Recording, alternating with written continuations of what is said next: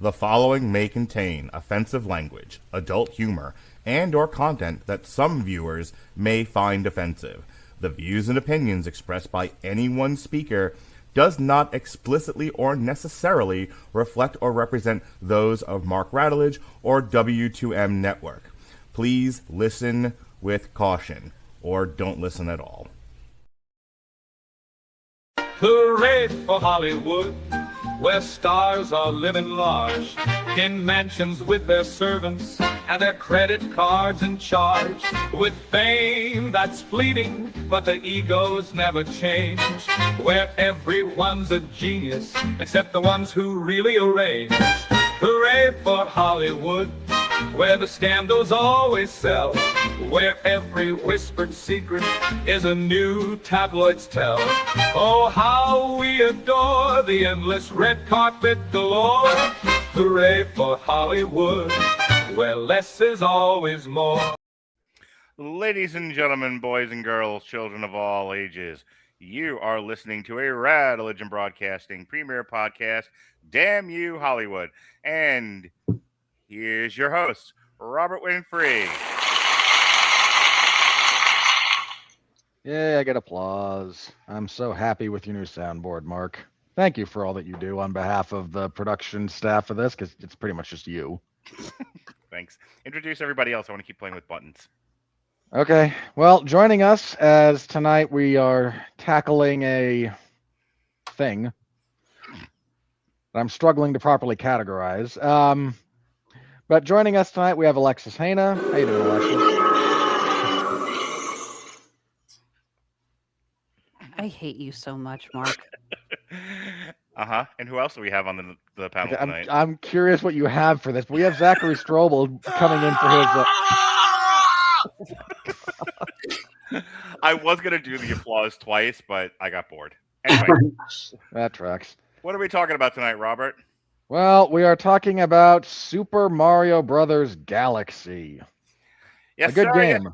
Yes, sir. Yes, sir. The 2023 Super Mario Brothers movie is an animated adventure comedy sequel to the Super Mario Brothers movie 2023, directed by Aaron Horvath and Michael Jelenic, and written by Matthew Fogel. Chris Pratt, Anya Taylor-Joy, Charlie Day, Jack Black, and Keegan-Michael Key reprised their roles, joined by Benny Safdie, Donald Glover, Yogi, Glen Powell, and Brie Larson in a comeback tour. Produced by Illumination and Nintendo, the film follows Mario, Luigi, and their allies as they travel into space, meet Princess Rosalina, and battle Bowser and Bowser Jr. We will get into the money a little bit later. So, before we get started, we reviewed the movie, the Super Mario Brothers movie, when it came out a couple of years ago. And rather than have a 20-minute discussion, recapping that, I have some notes here. This is basically what we said in Totem in 1,000 characters or less. The 2023 Super Mario Brothers movie is framed less as a traditional narrative and more as a tightly engineered nostalgia machine. Pavlovian design built on visual and musical cues that trigger recognition and reward. The review defends its thin plot and rapid pacing as intentional, comparing it to Rocky IV, a sequence of set pieces delivering exactly what audiences expect. It rejects critics demanding depth, arguing the film succeeds by respecting the IP, avoiding agenda-driven interpretation, and prioritizing audience satisfaction. Illumination is positioned as aligned with viewers in contrast to Disney Pixar misfires. While flaws are acknowledged, underwritten characters, especially Peach and limited Luigi, the film is praised for understanding its purpose, not to tell a complex story, but to deliver familiar Mario experiences efficiently and effectively. And boy, did they fucking double down on that in this movie. But before we get into that, let me throw it over to Alexis, because you had some real problems with the Super Mario Bros. Galaxy's marketing run-up, didn't you? Definitely. So it's no secret that one of the big things with the Mario movie is the Easter eggs. I mean, that was one of the big things with the first one, and we knew that they were going to, I'd say double down, but it's more like they quadrupled down on it with this one, to the point that they were actually advertising, count all the Easter eggs. Bet you can't find all the Easter eggs. I mean, this is how you turn a movie into a Where's Waldo. And one of the biggest problems was that they started focusing marketing on all of these extra characters. it's not just we get the villains from Mario 2 in the second trailer with Wart and Birdo and Mauser, but they really started focusing on all these trailers. So it's like, oh look, there's Ukiki, the monkey, and there's Pikmin, and there's Rob, remote operating buddy robot, by the way. Yeah. And and the biggest one for me came literally a week before this movie was released, when they announced that Star Fox was going to be appearing in this movie with Glen Powell joining the marketing. And it really started to feel like, guys, you're giving us all of this. Why do we even want to see this movie anymore if you're going to tell us everything that's in it? I started having flashbacks to our discussion about Captain America Brave New World, when we talked about how the marketing department had totally bungled the reveal of Red Hulk. Yeah. And we're all saying it's like, this movie, well, it wouldn't have been 100% better, but it would have been more enjoyable had we not known Red Hulk was going to be in it, if that had been left as a surprise. And there's a lot of things in this movie that I just sat there going, I would have normally squeed at this because I am a huge Nintendo fan and I grew up playing Mario games. But because you guys revealed this in the advertising, I just was like, okay, and connect the dots and check.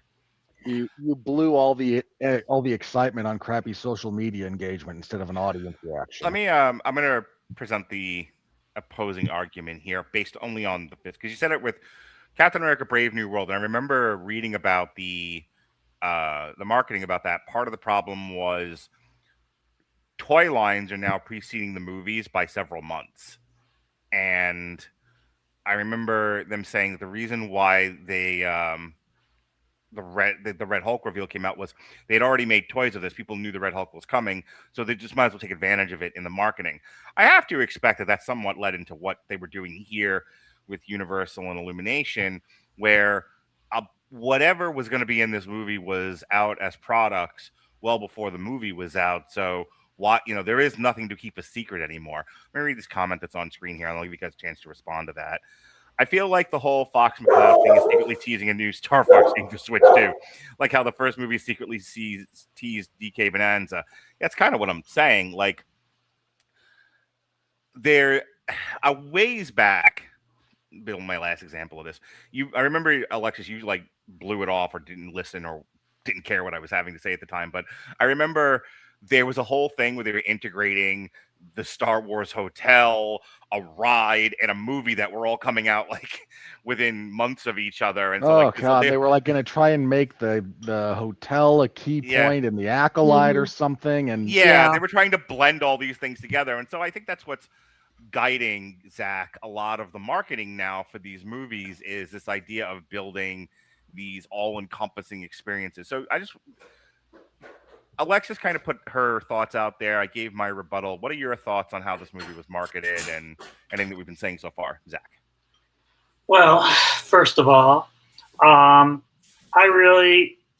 feel like the marketing was weird because I don't know about you guys, but wasn't this movie supposed to be called like Super Mario World like 2 months ago? This movie got put on hiatus for a long time because of the writer's strike. It should have come out a long time before this, but obviously they needed more time to work on the script. It was advertised as the Super. They spent doing anything else but working on the script based on the end product. Down, boy, down. We're gonna get there. There was original advertising just calling it Super Mario 2. I remember seeing that because they were using the Yoshi egg as the palette for the font choice. Mm-hmm. The concept of calling this Super Mario Galaxy did not come until much more recently, which I think threw a lot of us for kind of a loop, because I do remember when we predicted what we were going to see in Super Mario 2, Rosalina and the Galaxy concept was not on there. I think a lot of us, especially those of us who, really follow the lore of the games, are saying they're going, really? You're going to jump into this that quickly? I know. It's not like there are any other games between the original Super Mario Brothers and the Super Mario Galaxy. Wait, as you may have noticed, there is no prop in my hand because I didn't grow up playing that. But even if I did, I'm sure there are other games between the original and the Galaxy games. So are you purposely banging him? Are you? Hang on. Are you purposely banging him around for effect? No, I'm doing it because I'm clumsy. Okay, I just needed to make sure. But there were a lot of us who were expecting something not quite Galaxy. I think we had originally predicted Wario and Daisy, the Koopa Kids, and I'm not talking Bowser Jr., but I'm talking Iggy, Lemmy, Wendy, Ludwig, all the ones you see in Super Mario 3 and Super Mario World. Yeah. And I remember a lot of us saying we were predicting a Donkey Kong spinoff. Oh, that would have been awesome. I need to pause the conversation for just a second. Yeah. Prior to you guys coming on, Robert and I had 2 or 3 minutes of talking, and I apologized to him because for years I've made fun of him and criticized him for reacting the way I'm reacting to this movie, and I'm gonna on camera apologize a second time because the glaze that's currently coming over my face is the exact same one you get when I talk about The Wire. I'm not stopping you, and I'm not. This isn't an example of you driving me up the wall. It was just one of those things I couldn't let myself let the moment pass.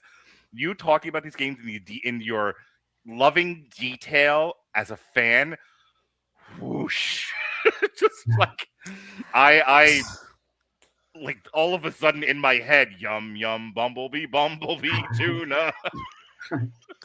Yeah, Zach and I are both big Mario fans. We grew up with these games.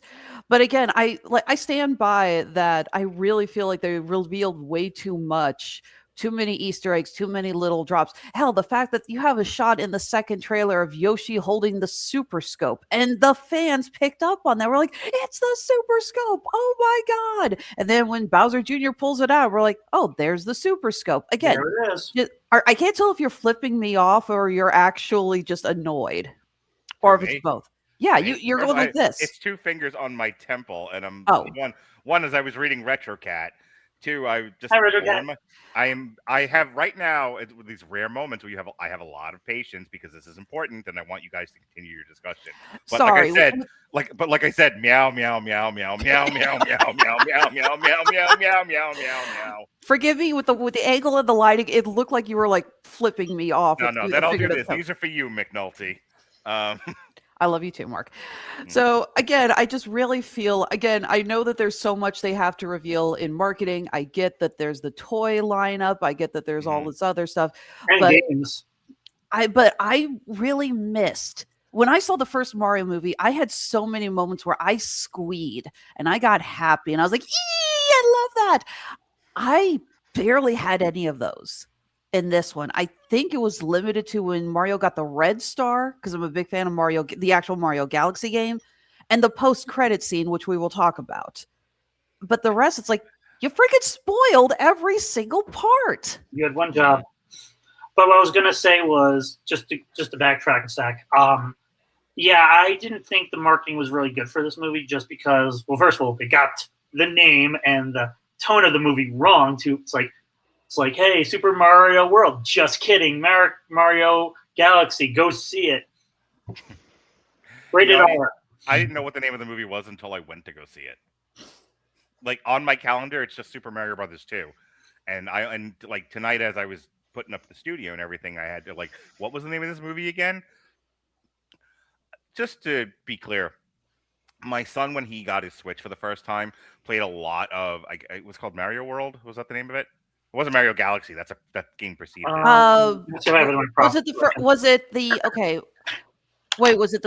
Was it the official Switch game? Because that's Super Mario Wonder. Is that the one with the singing piranha plants, or did he play Mario Kart? Oh my God, there is a wormhole here, and I'm just going to abandon ship because you're going to kill me if I keep talking. Whatever game came with the Switch, people. Oh, it wasn't Paper Mario. Yeah, Odyssey. Thank you, RetroCat. That one.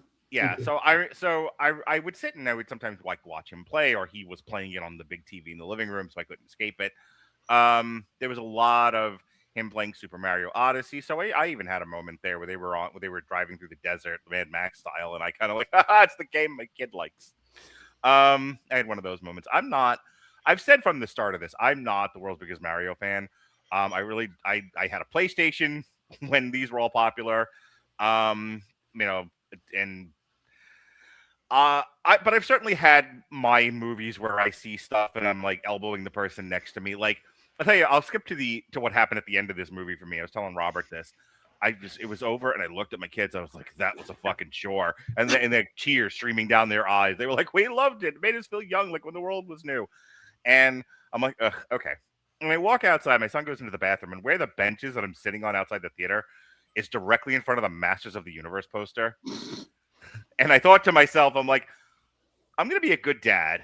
And more than that, I'm going to be a good human and just let them have their moment. Everyone's enjoying this. I don't want to be, the shit in the punch bowl. But I'm going to have my time June 5th when Masters of the Universe comes out. And there's me and Pat and, all of us He-Man fans. And we're all like, yeah, and we're all like toxically masculine about it and just punching girls. It'll be great. We're going to have a grand old time with Masters of the Universe. And my kids are going to look at me when it's over going, so you say you liked this as a child, did you?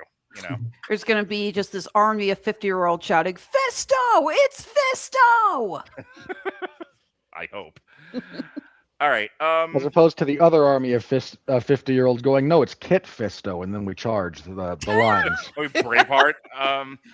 Zach, I just want to ask you before Robert gets into the plot synopsis. What were your...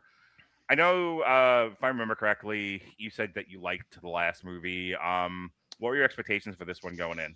Well, first of all, this movie is the only movie I actually own on this thing called a DVD. Never heard of it before then, but I really liked it. I thought it was good. It wasn't like it was. I like that it had some symbol of character, even though it was very bare bones. But it was just showing the world and having fun, kind of that play style of pacing, kind of like the Lego movie, where it's more like a play. Like the movie was like that, but also I thought it was a good movie. There were 2 jokes I forgot to put in the original review. Can I do them real fast just so I can say better night?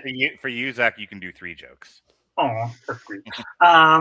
So the first joke was, hang on. Is it worse that I'm just mean to you, Alexis, or is it worse that I treat everyone better than you? Just out of the 2. Never mind. Go ahead, Zach. Okay. So in the original movie, Mario and Luigi are plumbers from Brooklyn, New York. However, I think they should have been from Flushing. Hang on. Let me help you.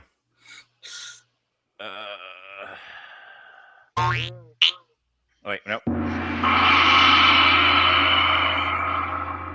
All right, keep going. Oh, come on. If you're going to do that, you at least have to do. I wanted to play with the new buttons, but you're not wrong. How has no one uploaded onto our soundboard the SpongeBob "Oh brother, this guy stinks" clip? Well, because I don't think that's why. I don't know, but if I ask Dorian to do it, it'll be 10 times louder than we need it to be. What's your other joke there, pal?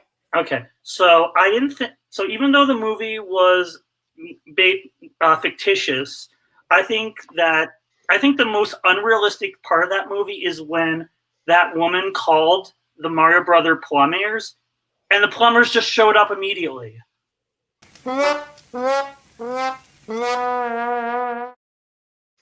Robert, the plot synopsis.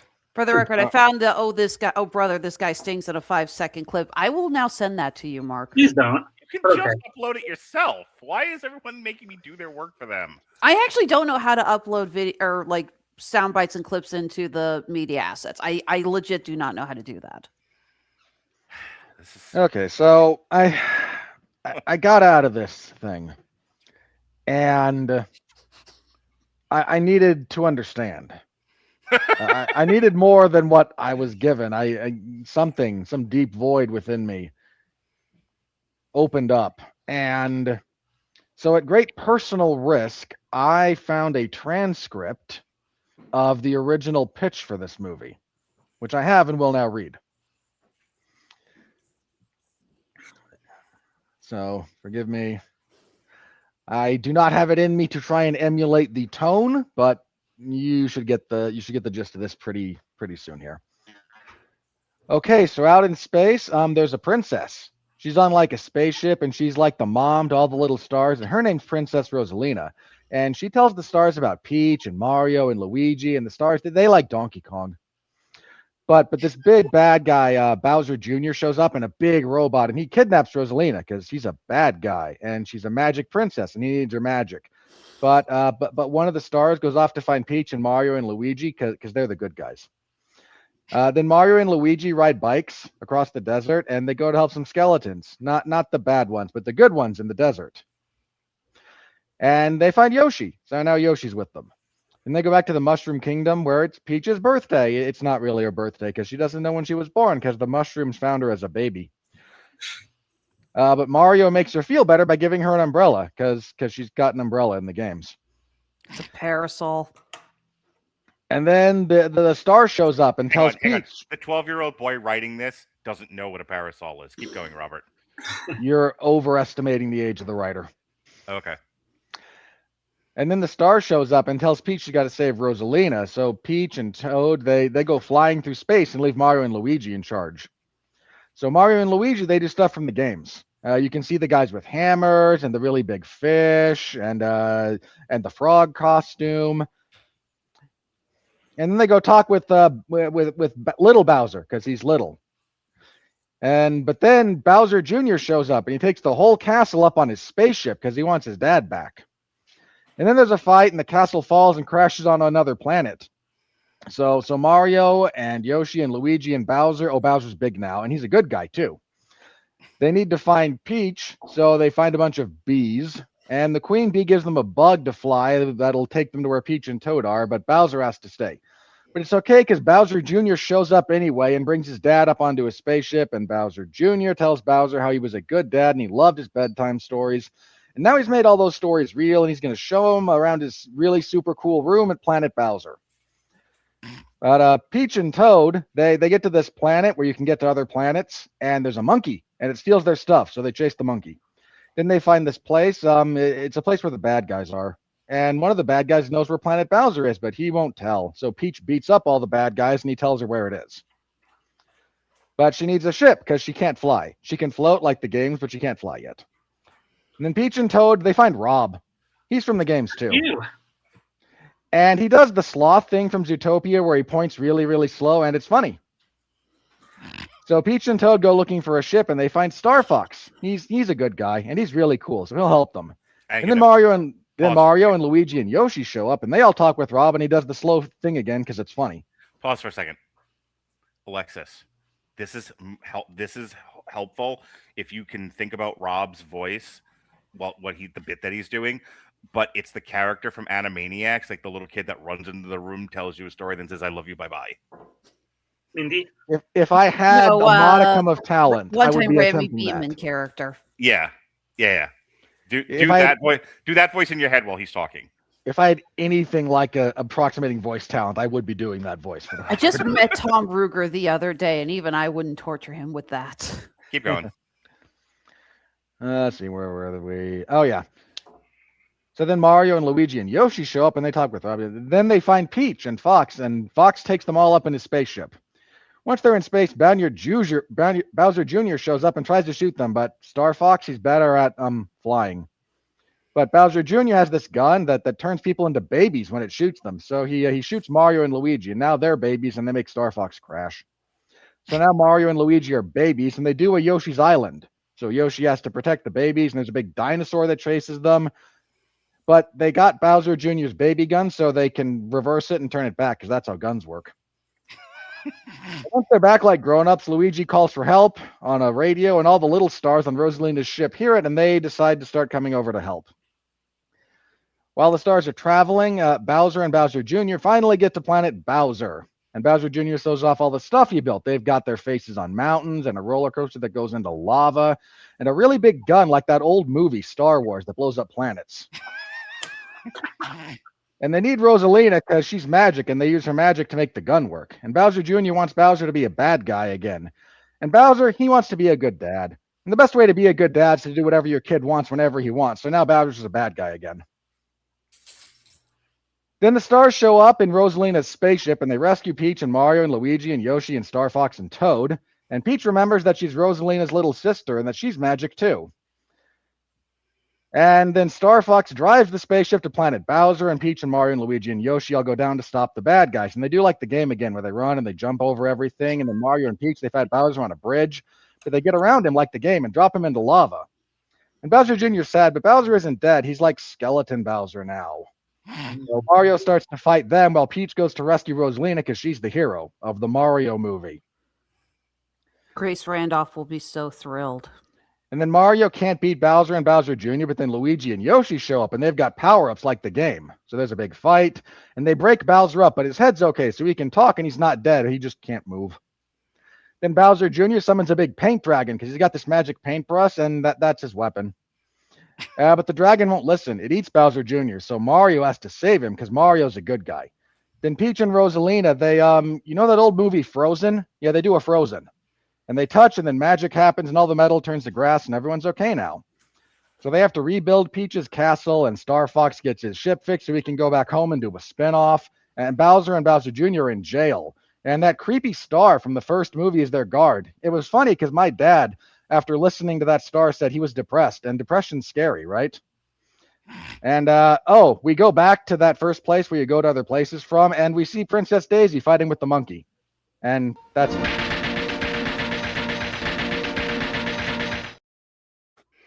I thought you were done. I was trying to time that to as soon as you were done, and you always keep just going a little bit further. Mark, this is on the test. Come on, man. We got to pay attention. Hey, Zach, before we start, I'm going to go to you first for your thoughts on the movie, but you wanted to show off your girlfriend, and I'm only going to warn you about this once. You feel free to bring her on camera, but the last guy that did that, we turned his girlfriend into a long-running joke. So if you're okay with that, I mean, I'm not saying I might purr and say her name the way that we did Natalia. I'm just saying it's a risk. The last girl that happened to, that's what happened. Could be worse when I brought in. Could be worse when I brought in my husband. You decided to make a running joke that he was a communist for the longest time. Anyway, Leia. By the way, Robert, next time you want to do that, it's fine, but you are required to let me know in advance because I really need alcohol. So I meant to reference that that was going to be my bit for the evening in the pre-meeting, but we got stuck talking about something else. So well, you told me you were going to do it in the I told you I had something new, and yeah. I was prepared to fall on my face for the art in this case. Leia, come on in. Listen, man, I am at heart a jazz musician. Hi, Leia. Hi. Zach insisted you be on camera. Welcome to the show. Thank you. Leia, what did you think of the movie in like 2 words? It didn't make sense. That was more. You're an extra tipper, huh? It's okay. I'll do training. She's new. She's fine. Right, thank you. Thank you, Leia. All right. Bye. I'm not sold on purring at her just yet, just so you know, but know that I was thinking it. All right, Zach, what did you think of this ridiculous movie? Well, first of all, I was going to review it as a film critic, but unfortunately, this is a movie made for children, and not that there's anything wrong with it, but everyone is saying that it is. So I, as someone who writes children's books and teaches kids, I will try to review it from that standpoint. I think basically the movie doesn't care about things like story or making sense. It just wants to entertain, and as fast as possible. The movie is like Jingling Keys, the movie in space. And the reason it is, but you know what? You can't hear them jingle because there's no air particles to transmit the sound.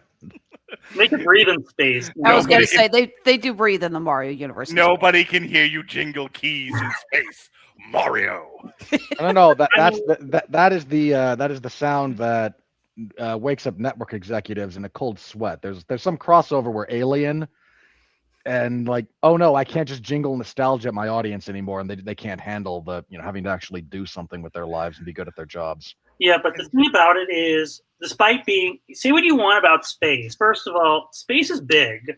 Walmart is bigger, but space is pretty big. Thank you, Douglas Adams. Yes. And also, it's the only place not corrupted by capitalism.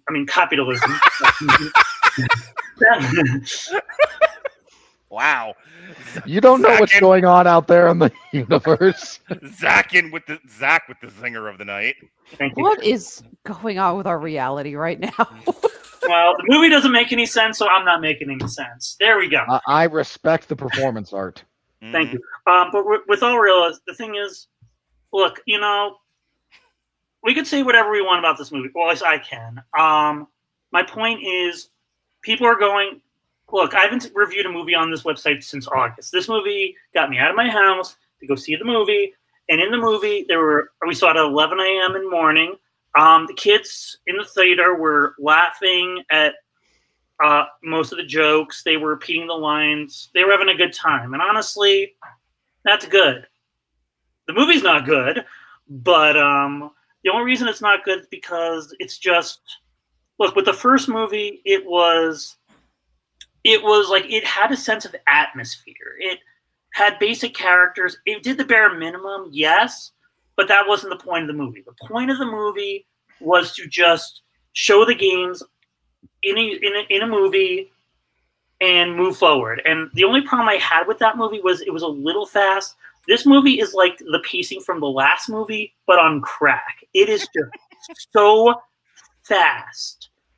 And relentless is what it was. No, it was relentless. Because seriously, it didn't make and it doesn't seem like, oh, you just don't understand. I'm like, no, it really effectively hurts the movie. Like in the movie, Bowser is like, they're like, I'm gonna stay in jail.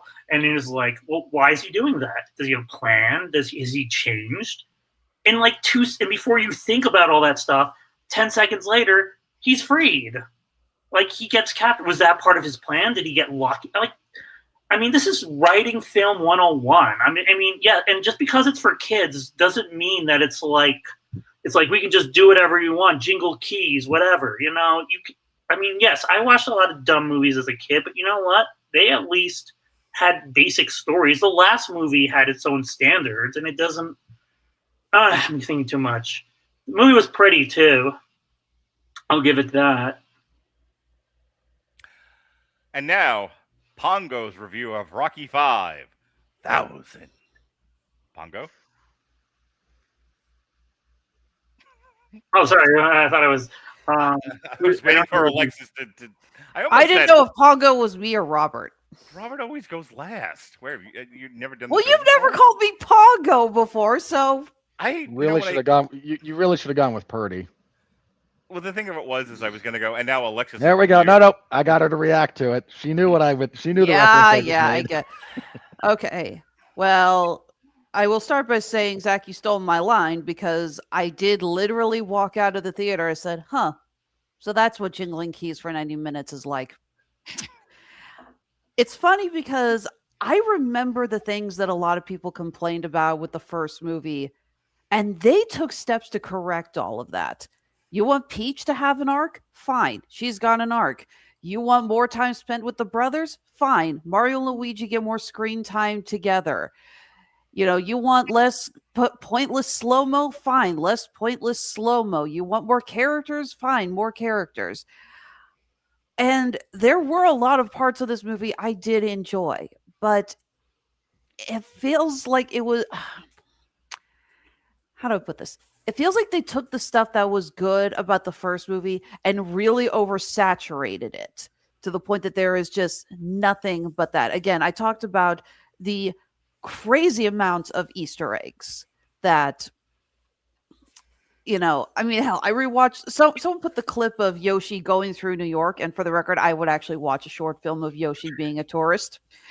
And there's a freaking I'll go you one better. It's Yoshi, but he's Axel Foley in Beverly Hills Cop. Because Yoshi walking around New York to jazzy music would be fantastic. Back to you. There's a freaking Punch-Out reference in that. There's a scene of Little Mac in his pink jumpsuit running past Yoshi that it's like I totally missed that. I think I had to wait for 1 second and missed like 5 plot points. Continue. So there were a lot of parts of this I did enjoy. I will give credit. The voice acting was all really good. I actually found out apparently Glen Powell and Donald Glover reached out to Universal. They had their agents reach out. Glen Powell, apparently Star Fox is like his favorite video game, and he has been dreaming of playing Star Fox. So he was like, please, please. And he gets a hold of the director, and the director is literally going, he doesn't know we're planning on putting Star Fox in the movie. And Donald Glover again reached out and he said, I do a really good Yoshi. And you know what? His Yoshi is really good. Okay. At no point did I hear Yoshi and I thought, oh God, it's a lousy impression. No, he did a good impression of it. Hell, even Brie Larson, who I know is a lot of people have problems with, I thought she was good as Rosalina. Helps that Rosalina barely exists. She looks like Elsa. Maybe because I didn't play the games. The running gag now is Brie Larson's out of actress jail, seeing as what's her face from Snow White. They reached capacity, so when Rachel Zegler went in, they had to release someone, and they chose to release. Well, they're trying to shove Millie Goldcock or whatever the hell her name is. Alcock. Thank you, Millie Alcock, in the jail, and there's like an active fight to keep her out of the jail as people are trying to shove her in the jail. But yes, Brie Larson's out for good behavior. Like I said, there are a lot of things I liked about this, but in the end, I did have fun. But I can't, in all good terms, call this a really good movie. The first Super Mario movie is still one of my favorites. I have it on Amazon. I've watched it 1,000 times. I love it. This one, it really did feel like there was no moment to breathe. Just, oh, look, reference, more references. I am actually grateful. They tried to sell me a 4K ticket, and thank Christ I didn't take that. I don't think my seat would have actually held still for like a nanosecond. I cannot believe I'm about to say. I don't understand how that works. Hang on 1 second. I cannot believe I'm going to say what I'm about to say, and I choke on the words coming out of my mouth, but I completely agree with Zach and Alexis. This is an unrelenting, nonstop, overwhelming piece of shit. I couldn't take it. I fell asleep and walked out of the theater to go get a drink. And I said to the mom next to me, like, you needed to take a break too, huh? And she looked at me like she had PTSD and she had gotten on the helicopter out of Nam. And she was like, yeah, I wanted to get a drink. Unfortunately, they don't sell alcohol at this counter. You should. I will say, Zach is right, though. I saw this on a packed house on opening night. There were tons of little kids. The little kids were all cheering. There is nothing in this movie that is detrimental to children.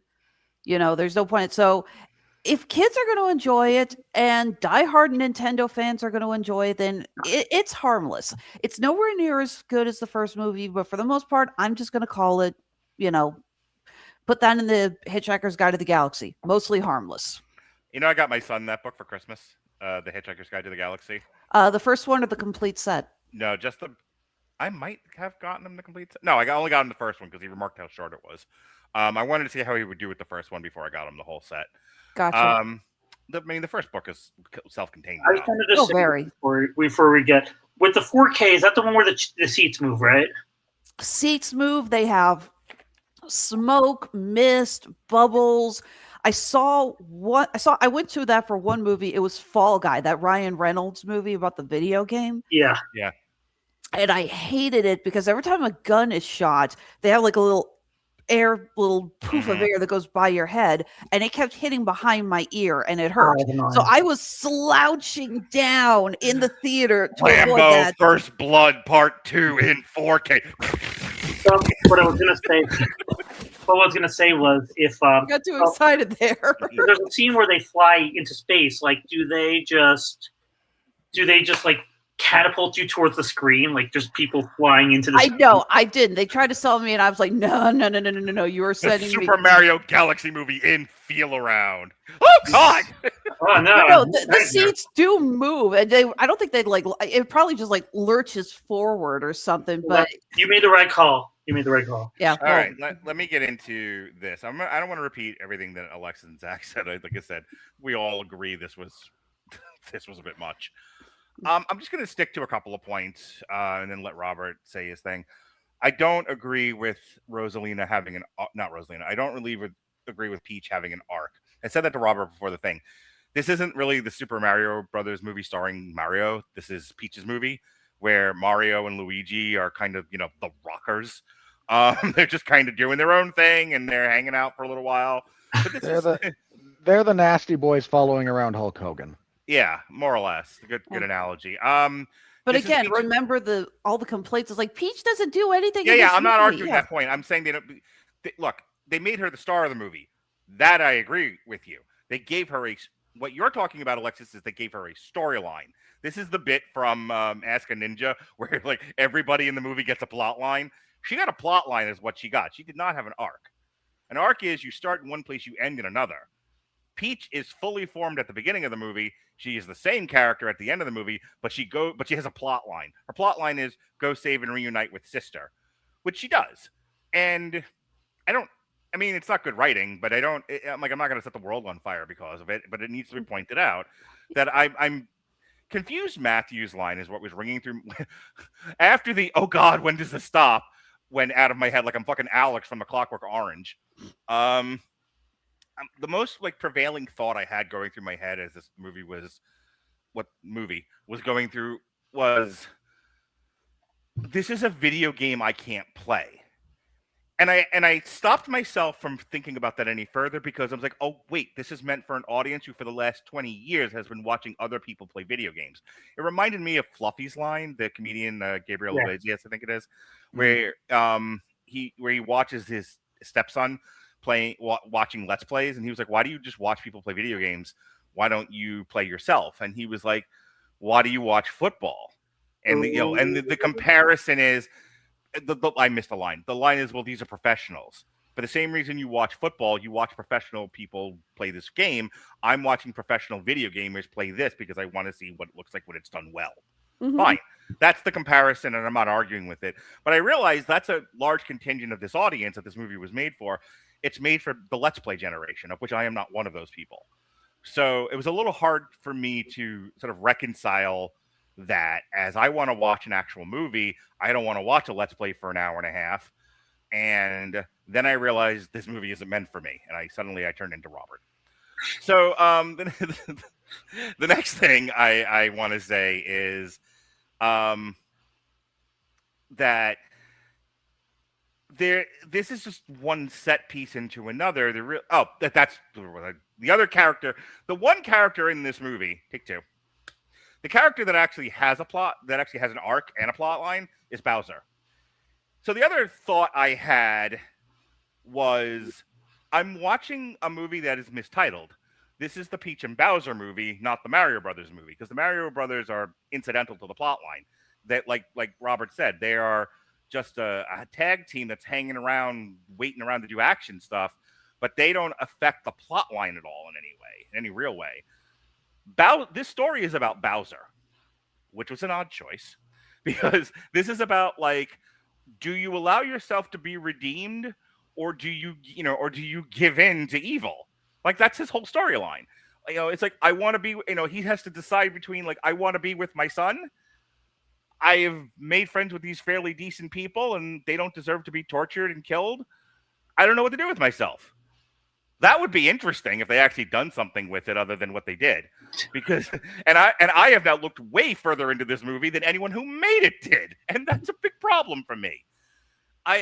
It's an odd choice, just on the surface level. It's an odd choice to make this movie and decide you're gonna call it the Super Mario Galaxy movie and have it not be about Mario, have him be incidental to the storyline, and have it be about Bowser. And I'm like, what the fuck am I watching? The turning of Stone Cold Steve Austin? Like, why am I watching the heel get all the big story points? Other than that, and I'll pitch it over to Robert. Because I am not a Nintendo fan, I did not have the reaction that a lot of the audience members did to when there were things like Star Fox showing up, who was also incidental to the plotline. They decided to throw this character in there. He flies around, crashes. There's no air in space, or there's air in space now apparently, and they, the Mario universe it does not operate. Space is not a vacuum in the Mario universe. Clearly, because the whole time I'm just like, where's the glass? Bring the glass. There's no glass. Why are they just traveling? Never mind. So I was struggling through this whole movie. So they bother to get Glen Powell to play this character, and I'm like, okay, maybe they'll do something fun and interesting with Star Fox. They don't. Even the stuff with, like, the Mario babies, I was like, maybe them being babies will have more impact on the plot line. It doesn't. It's a hero moment for Yoshi, which, again, if you want to watch Yoshi do Yoshi stuff, it worked just fine. It's literally just we need to do a Yoshi's Island bit. Yeah. But I think also hasn't there been a thing where they could turn Mario and Luigi into babies? So it was a thing they could show people on screen, or am I imagining that? Like, I don't know. okay. Probably at some point. I know the first time Baby Mario shows up, it's in Yoshi's Island. Okay, well that's what. Okay, then you answered my question. The answer is yes. So like, it was, as I'm talking, all I can hear is Jay from Red Letter Media. Don't ask questions, just consume more product. Get excited for next product. Surprised it wasn't a Disney movie. So, like, look, I said to Robert, and I'm gonna just skip to where we landed on this, so I don't have to go through the whole speech again. This was like somebody who accepts the fact that it's not that they're not going to get a gourmet cheeseburger, so they just ask for a McDonald's cheeseburger, and instead they're handed a bag of pot. You're still going to have a good time, though. This isn't a hamburger, not by any stretch of the imagination. With that said, I was dreading this review tonight because I was just like, I know Alexis and Zach are gonna like glaze this movie, and I'm gonna be with Robert on the dark side of the moon. And I'm glad it didn't go that way. But man, like between watching the movie and like gearing up for this review, that's why I came in like guns a-blazing. I'm like, ugh. Next week we're gonna talk about In the Blink of an Eye, and I don't care how low of a rating it has on Rotten Tomatoes. I'm just like glad to talk about a movie made for adults because I can't handle this kind of movie right now. I just can't. Speaking of, I just can't handle it. Robert? I want to talk. Let me get my movie stuff out of the way. Then I have to talk a little bit about the response to this because the sort of bifurcated dialogue around this is really bothering me, which is weird, but it is. So, as for this movie, this is not a movie. This is not an adult. This is three kids in a trench coat trying to get into the porn theater. This is like 18 90-second TikToks in a trench coat pretending to be a film.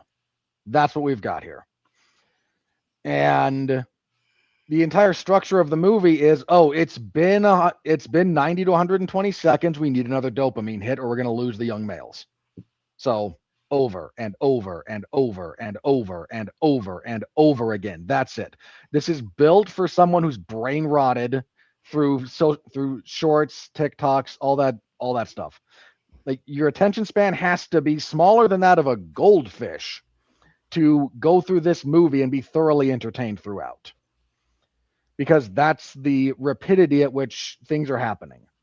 There is no real plot. Things happen. That's not a plot. There is no character arc. There's a modicum of something for Bowser. That's it. It looks nice.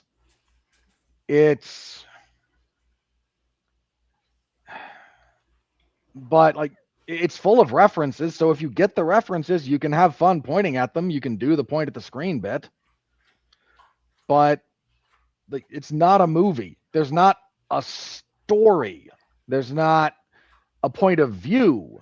I don't need like Ulysses, okay? I don't need Shakespeare out of this. But the first movie at least had a story. And the main character had an arc. And this time around, there's none of that. There's so much that we appreciated about the first movie not trying to like go off the rails with things no one wanted or asked for. That unfortunately this movie decides, so you want us to stay on the rails, but what if instead of traveling at 40 miles an hour, we ramp this sucker all the way up to 88? Like, that's what we're doing here, and it loses all sense of, like, cohesion or interest or anything. It is the shallowest, hollowest, glitziest, pointless waste of time I've spent in a theater in a minute. It's not, again, this is not really a movie. To all the small children entertained by this, God bless. Ask for better. You don't deserve this. Like, you could actually, with a little bit of effort, have turned the bones of this, into a genuine movie that doesn't actually stumble across into the pitfalls that we're all worried about. You still managed to hit a handful of pitfalls that you avoided in the first one. I pushed back on the notion that Peach was a girl boss in the first Mario Brothers movie because she's not. She is in this. Like, that's all she does is just hyper competence at everything the whole way through. We've now reached the point where the princess saving the princess who's in another castle is a trope that needs to be deconstructed by reconstructing the original. Like, the entirety of this is a mess. And it's just not a movie. It's, again, lights that happen on screen. Those aren't the same thing. Oh no, Alexis is in another review. She'll be back in a minute, I assume. She's in Deadpool and Wolverine thinking about grander times. So, with that being said, let me say the following in moderate defense of this movie, to the extent that I'm going to defend it. The intended audience of 5 to 8-year-olds seems to think this is great. And if they do, I expect you to raise better children. But we live in the world we live in, so we are where we are. And just very briefly about the discourse around this movie, because after seeing this, anyone with a functioning frontal cortex, at least 80, you know what? I'll be generous. If you have a 70% functional brain, this movie doesn't work for you. Those of us who have partially functioning brains came out of this movie going, well, that's not very good. Here's the laundry list of reasons why. And the response from angry children on the internet and beleaguered parents who just want a break was largely, it kept my kids entertained. Please don't be like this. To which I say the following. Being for kids is not a catch-all as an excuse for making bad stuff. Bad product, bad art, bad whatever. Kids don't deserve bad stuff. They actually deserve the best. Yeah, Sean used to say, it's a reason I didn't put that on screen. Sean used to say, just because it's for kids doesn't mean it has to be stupid. Yes, which is very, very, very true. Again, I'm not looking for the depth of Cormac McCarthy or something out of this, but hang on. Something. So, hang on. I'm gonna back up your point, but in a different way that sounds a little less like, you're doing the bit from Midnight Mass. Ronnie's comment about, it's about this, this, and this, and this. What do you guys want? I could do that with The Secret of Nim. So there's this plantation of rats, you see, and mice. And they have a whole gothic thing going on and a religious thing. And, like you could take almost any cartoon. The Last Unicorn, The Secret of Nim, Land Before Time, and break it down to its least common denominator and go and see, like, isn't this It's dumb? A bunch of talking mice that come from Russia to America. What do you want? Yeah. You could do that with anything. You could also do that with like adult movies. If you want to break it down and be like, say like, oh, well, it's just this. What do you guys want?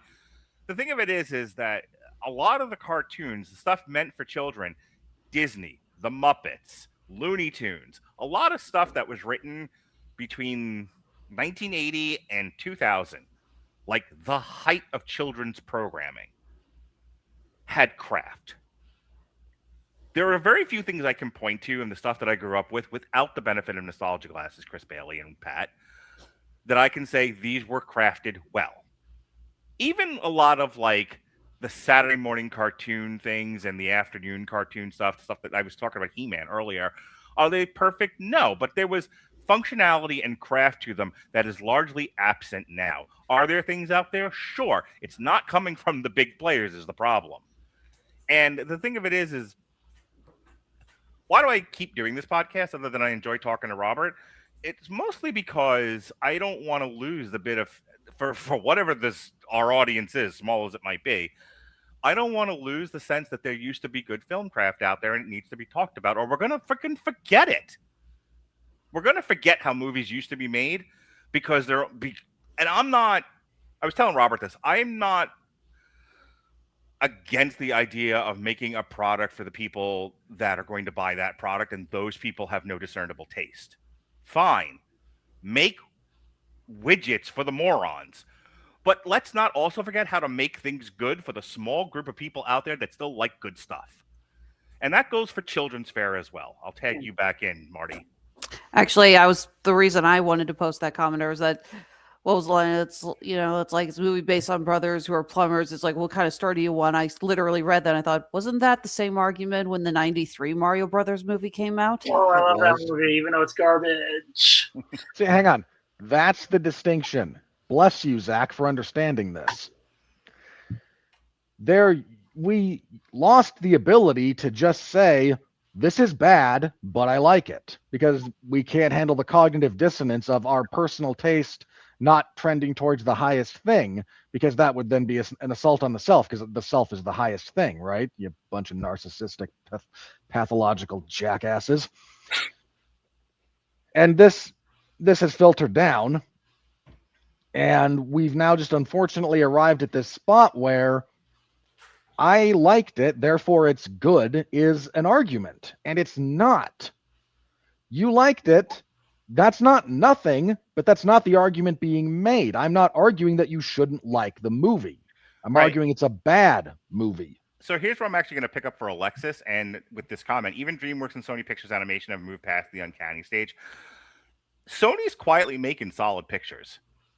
DreamWorks is solidly making solid pictures. The Critical Drinker did a pretty decent video of this where he basically landed where we are, which is like, this is crap, but it's crap for brain rotted children. So what am I supposed to do about this? However, if you're looking for well-crafted animation out there for children, there's Puss in Boots too. Yeah. Mm-hmm. There's which is DreamWorks. There's K-pop Demon Hunters. Damn it! Yeah, I was getting there. There's Alexis. I was about to say there's Alexis's favorite movie from last year, K-pop Demon Hunters. Yeah, Hoppers was good. Like when we talked about Hoppers, like Soul shouldn't be a distant memory. Like Soul was only a few years ago. Yeah. It goes back to that speech by Guillermo del Toro when he won the Oscar for Best Animated Feature. He talked about how animation is not just for kids; it is a genre. It is an art. Yeah, it needs to you be guys cherished. you guys all went crazy for his Pinocchio movie, which was There's sorry. My point is, the guy in the chat here, RetroCat, he was talking about Illumination. My boy. Illumination's about 50-50. Like, sometimes they nail it. There's a couple of the Despicable Me movies and the Minions movies, believe it or not. Like, I actually said that to Jonas the other day. It was like, because he was saying how he thinks everything coming out of Illumination is made for babies. Which was my exact word about this movie. It was like, this was made for infants. And my son was like, oh, father! Dude, you're right. But then he starts like saying, but isn't everything out of Illumination made for babies? And I said, the Minions wasn't. Robert and I still, it's one of my, I'm not going to turn it into a song, I think. But I do think, yes, we'll see if I get bored in a while. But there was also Migration.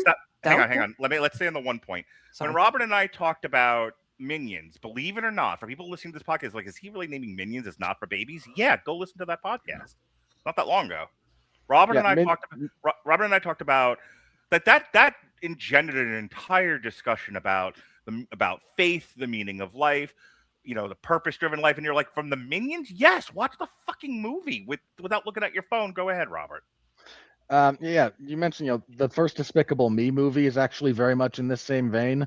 Mm-hmm. Like, there's a real story. You may, somewhere in your mind, you may only remember, the antics of the Minions. Go rewatch the first Despicable Me. Mm-hmm. There's character for multiple characters. There's arcs. There's catharsis. There's emotional beats. There's that's actually what you should be aiming at. And unfortunately, all of this is being degraded. It's meant for kids is not a shield. Kids, for some reason, we have to have this discussion too. Can I jump in for a second? Sure. Hang on, let Robert finish. Sorry. Literally mid-sentence, then jump in, Zach. Okay. For kids, for some reason, we've defined children as anything under the age of 18 when we talk about this.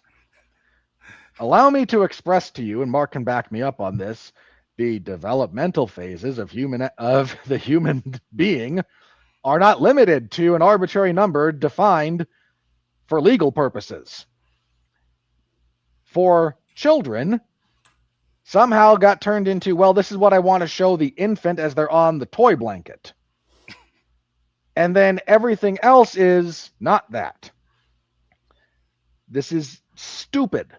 The death of individualized culture at age groups along the path to full maturation is ridiculous.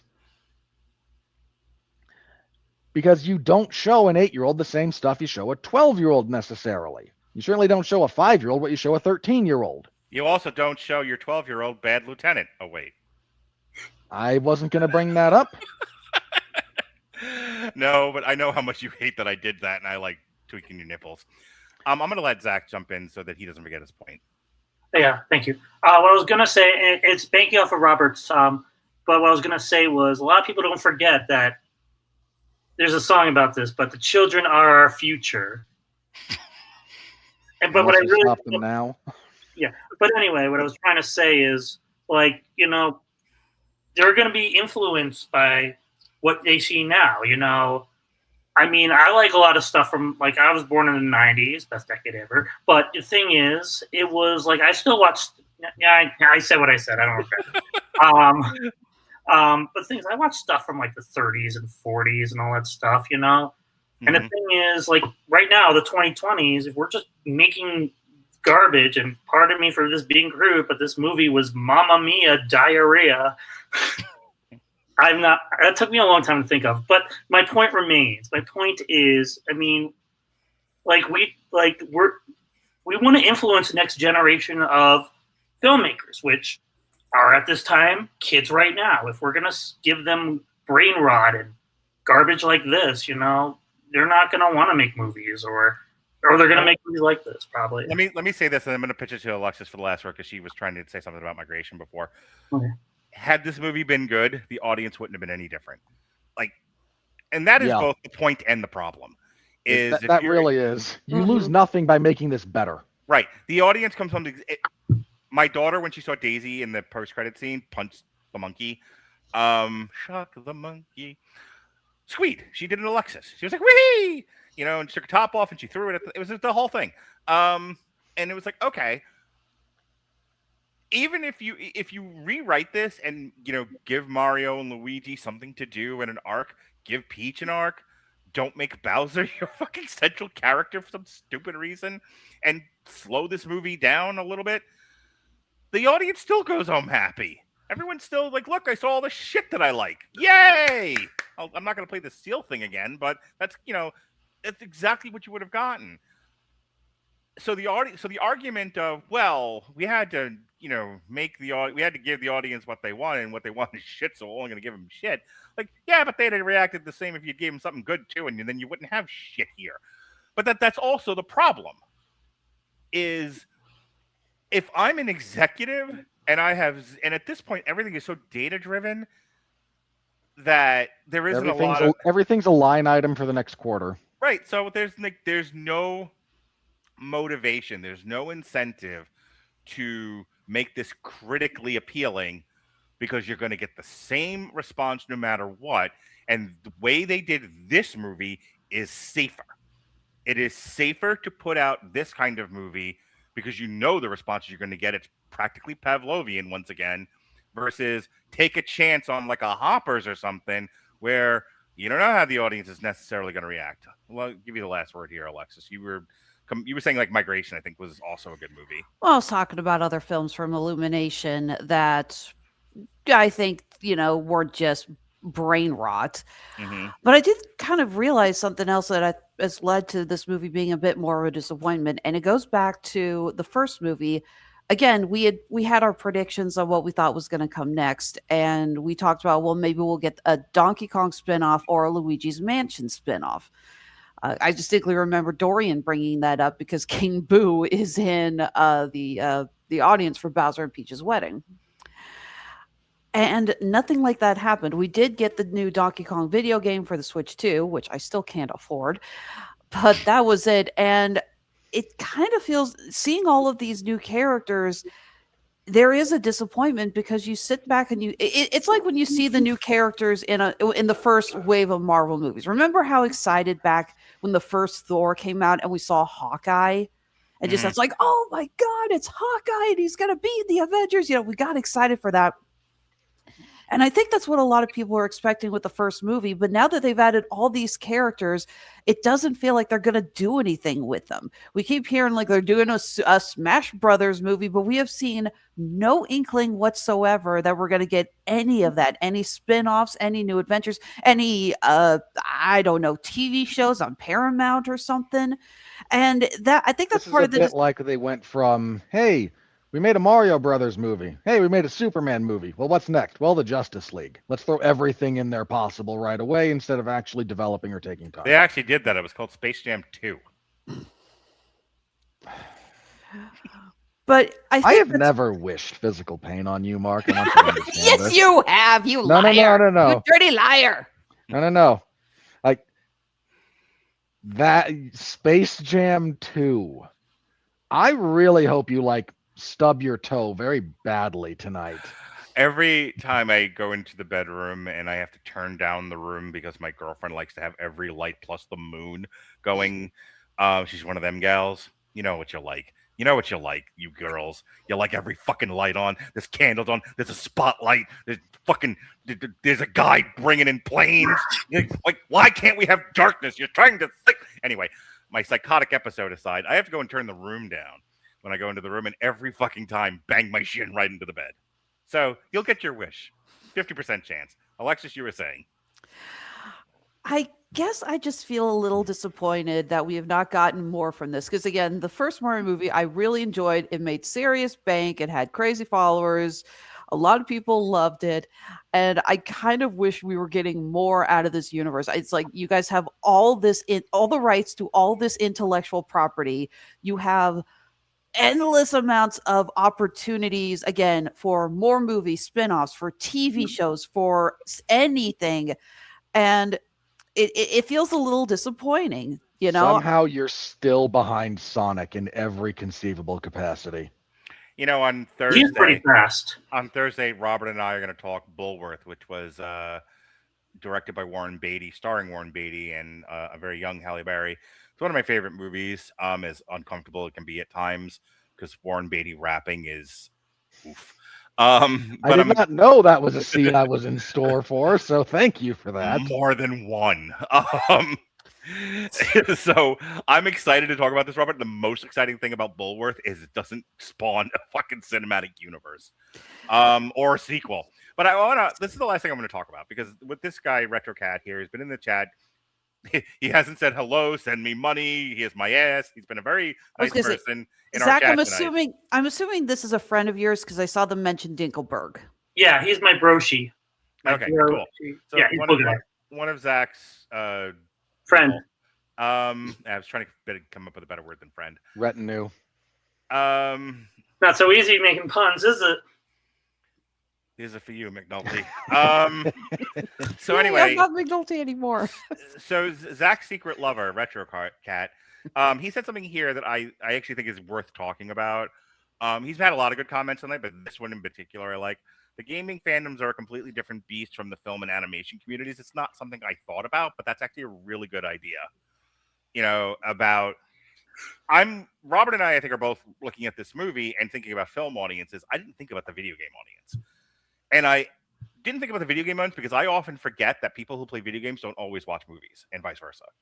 Like, I'm not really a game person, but it is interesting. And I'll let you guys each comment on this before we move on about how if you're not really a movie person, movie is either something you do exceptionally passively, if at all, but you are a hardcore gaming person, your need for what a movie is might be, from a psychological standpoint, radically different. Robert, you want to take a shot at this? It's a little bit different. In this instance, it's a lot of like, again, hey, remember that thing? Look at that thing you know. Part of the reason that you get that Pavlovian response from gamers in particular is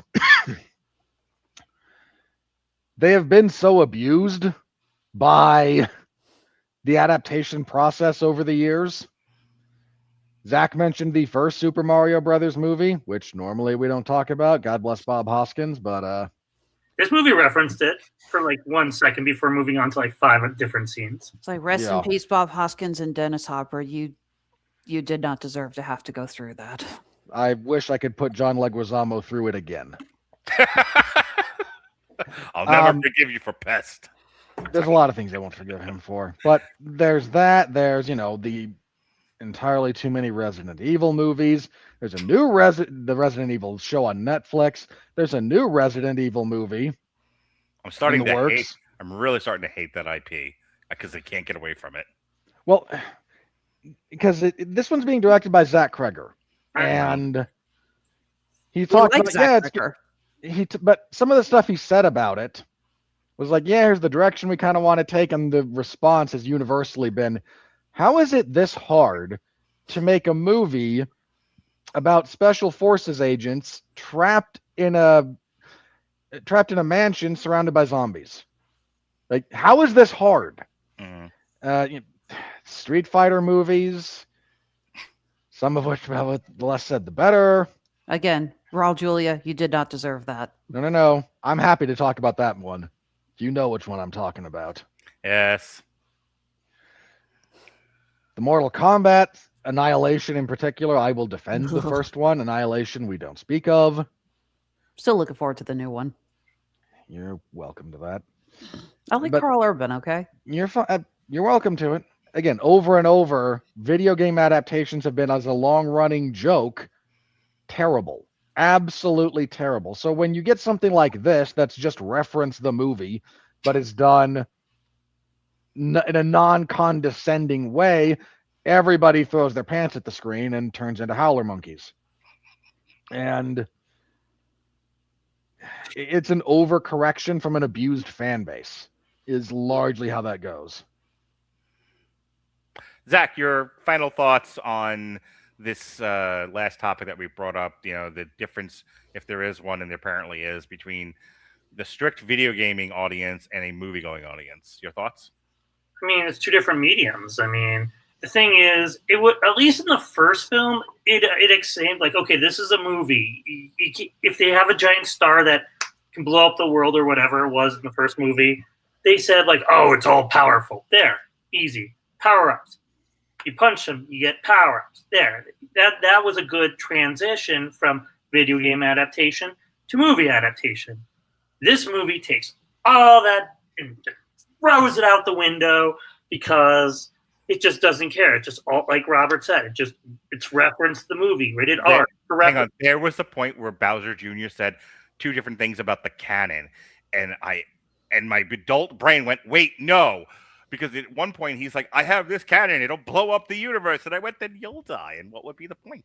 And then later on in the movie, the cannon does something else. It doesn't quite blow up the universe, but it blows up planets. It's the Death Star. Yeah. In Mario Galaxy, a universe is basically not like the whole universe. A universe is essentially a very small galaxy. It calls back to that line in the first movie when Peach says there's a whole lot of universes out there. Universe in the Mario universe is a very small individual thing. There's a lot of universes. You know what that week from Thursday, I'm making Sean watch 3 French sexual assault movies. I will enjoy them more than what you just said there. Also, come on, that's a bit much. Like not Alexis personally, just like the fucking explanation of different universes in the Mario thing. Like, really? All right. You guys notice that Toad was missing from like the last third of the movie? Like they forgot to animate him. They forgot to put him in. It's like, what happened to Toad? He stays on the ship with Fox. I must have blinked for 1 second. It's too bad because Keegan-Michael Key doing Toad is actually one of the better voice actors on the series. So any other further thoughts, Alexis, or should we move on to the money? Just the fact that I also feel like this movie missed the idea. I argued about not the moral, but kind of the lesson in the first movie. The idea, it's like, you don't know when to quit. Well, that calls out to the gamer community. I don't think we got anything like that in this one. Okay. Or did we? There's no like fun camera winks in this movie. Strong ending. All right, folks. With that said, as strong as the movies. Here comes the money. We're in the money. We're in the money.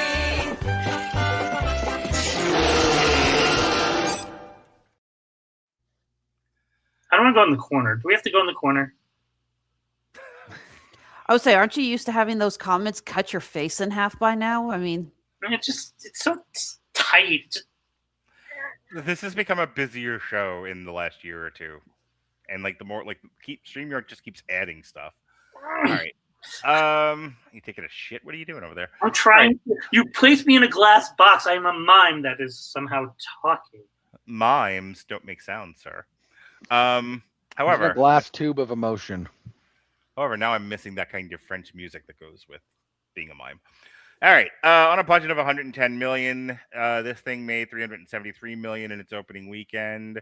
Blah blah blah. Yeah, Enormous success, set records. We all know the drill. third movie is in development. Well, the movie is because it's for kids, and kids are because the kids seeing the movie are 6-7 years old, so they have. No one does that anymore. Please let it die. I work at an elementary school. I hear it like 50 times a day. Wow, they're way behind because my son, who is a genius and perfect in every way, says that no one does 6-7 anymore. But it died with the 12-year-olds. I had an 8-year-old do that to my mother when she found out she was 67 on Easter weekend. As of April 5th, 2026, the Super Mario Galaxy movie has grossed 191 million in the US and Canada and 182 million in other territories for a worldwide total of 373. Produced on a budget of 110 million, the film is currently the third highest grossing film in 2026 and the highest grossing animated film of the year, tallest midget. The film also set the record for the biggest global opening at a box office in 2026. Could you throw more qualifiers in this? It's been a weak year. Yeah.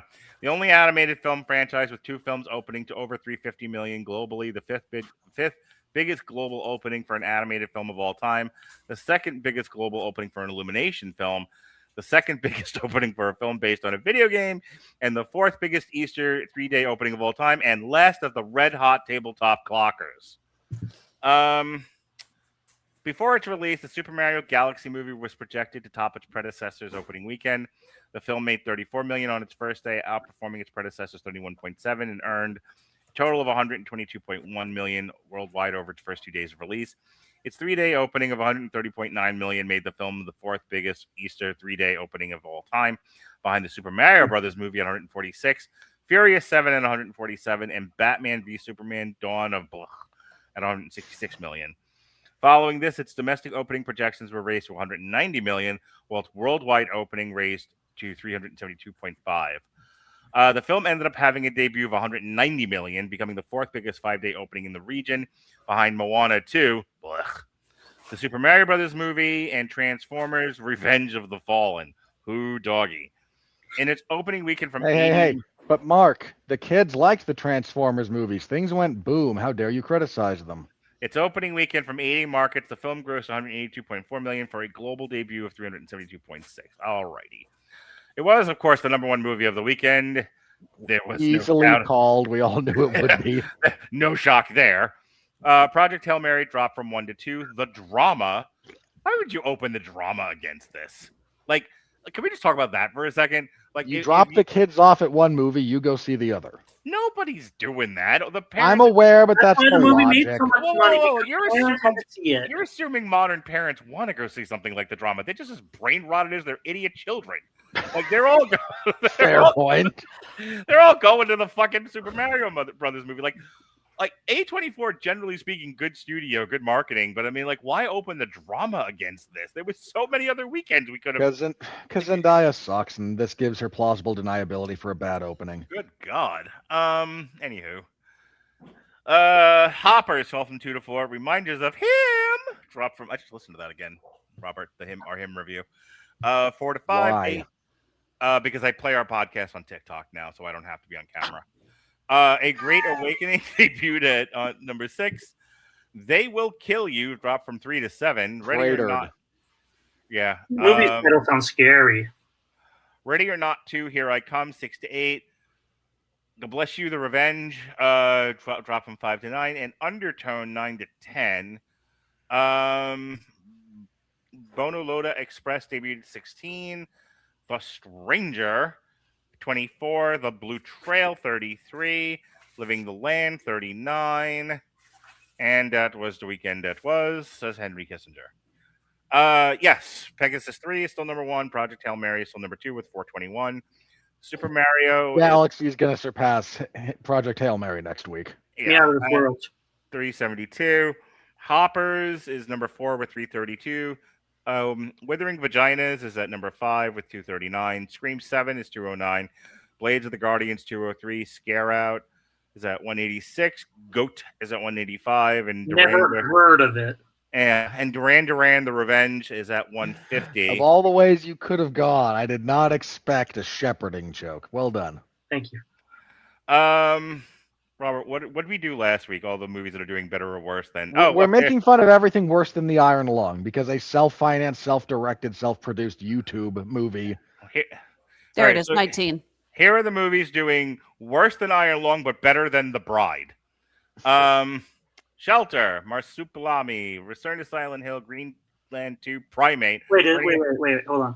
Is that like you know, Alex? Is that related to like the cartoon from Disney Channel? I think it may be like a foreign release, you know, kind of like what they did with the Woody Woodpecker movie that got made and was like distributed in Brazil and never really saw any daylight here until it was available on streaming. But I'll take a look. Cool, thanks. Yeah, that'll be a fun review. Torrente for President, The Drama, Solo Mio, Until We Meet Again, Stray Kids, and then finally The Bride. So, yeah. They Will Kill You at number 42 with 15 million. That is $14,999,999 it didn't deserve. Hey, remember when the Strangers movies were supposed to like earn a lot of money and there were going to be a bunch of them? Strangers Chapter 3 currently at less than 10 million. What a wild misread about a niche horror product that had one very successful, very good, admittedly, movie, but The Strangers and stuff in that ilk. Strangers, The First Purge, Them, Hush. I'm gonna go on. They're mean. They are mean movies. Mean-spirited. They do terrible, funny games. Terrible, terrible things do they do Psycho to the Killer. people that you like in them. Psycho Killer is less than 3 million at 113. Go ahead, Alexis. And answer your question, Zach. Okay? So I didn't actually know this, but the we're talking about the Marsupilami cartoon character that we used to see on the Disney Afternoon. That was based on a French comic. It has its roots with the Smurfs. So this is a basis off of that, but it's a French movie. Apparently, there's been quite a few French films about the Marsupilami that have never seen the light of day here in the States, but they have no real tie-in to the Disney cartoon. It's based off of just the comic. Is it like a cartoon or is it like a real movie? It's a live action movie with a very disturbing looking CGI Marsupilami. So next week is You, Me, and Tuscany, and I'm not going to put Robert through that. So instead, we're going to do In the Blink of an Eye. Which Mark, you're not only not putting me through it, you're not putting you through the review or our audience through listening to it. Anyway, You, Me, and I hear that commercial every time I listen to a podcast on Spreaker. Oh, you know, because it plays 30 seconds of our podcast now and then a 20-minute commercial. I have now heard the You, Me, and Tuscany one like 87 times. But that's the big movie of next weekend. So Mario Brothers will have another full weekend to itself. I added Beast to the schedule. Some stuff got moved around. So I filled in Beast, but like later on this year when it, you know, because it's a Lionsgate plus one championship movie. So Robert, I added that to the schedule as a Daniel Hollywood when it goes on PVOD. You don't like me, and it's okay. You know, I did that because I thought you would be at least quasi-interested. Nothing I do makes you happy. You're like my third wife. You don't have a third wife. You might as well be. So anyway, so that's that. The week of... They just can't... It's more like they just can't make good MMA movies, and I don't know why, but they can't. The week of the 17th, the big one is Lee Cronin's The Mummy. And there's really nothing else that weekend. We will not be... Alexis, feel free to do that one with Robert if you want. There's no way in fucking God's earth I'm going to do it. But that Monday was supposed to be 4 Kids Walk Into a Bank. That got moved to August. So Robert and I will be recapping WrestleMania weekend. Robert is threatening me with his usual sour attitude. So, you know, I'm I'm going to drink heavily. Pat on that podcast. McAfee showed up and was the mystery man talking to Randy Orton. I heard. But yeah, I Tell last me week about my said sour attitude. I said to Robert last week on last week's show that I saw the trailer for Lee Cronin's The Mummy and I said this looks gross, and he called me a pansy, and I'm like, well, this is why I'm not doing that movie. The week after that, we're gonna have to like slowly eat. It can't be worse than The Substance for body horror, and you sat through that just fine. the weekend after that is the Michael Jackson biopic, also by Lionsgate. Not a whole lot else coming out that weekend. We will not be doing Michael on Damn You Hollywood. I am saving that for beautiful Shay Tate, wonderful Shay Tate, just the most adorable little thing you've ever seen in the world, Shay Tate. She wasn't even born when Michael Jackson was a big deal. Come on, it counts as a musical. I'm also going to talk about. I think I'm making her do Bohemian Rhapsody and something. Oh, maybe The Doors. I have to look and see which triple feature I put together. But I specifically built a triple feature around Michael for Shay. So there. But we said we're going to do Apex. So that's April, which I read all of that to show you that Mario Brothers has a clean fucking runway, man. Like it will it make $1 billion? I think it's a question worth asking. I'm gonna say at this point, I'm gonna say probably. Probably say it will. Here's what I'm going to tell you. One, Robert, off the top of your head, does every movie that does 370-ish in its opening weekend get to $1 billion? Not everyone, but I think it's a strong indicator. So it'll get close, but like I feel like Minecraft did about the same and didn't quite make $1 billion. I will better be able to answer that question next week.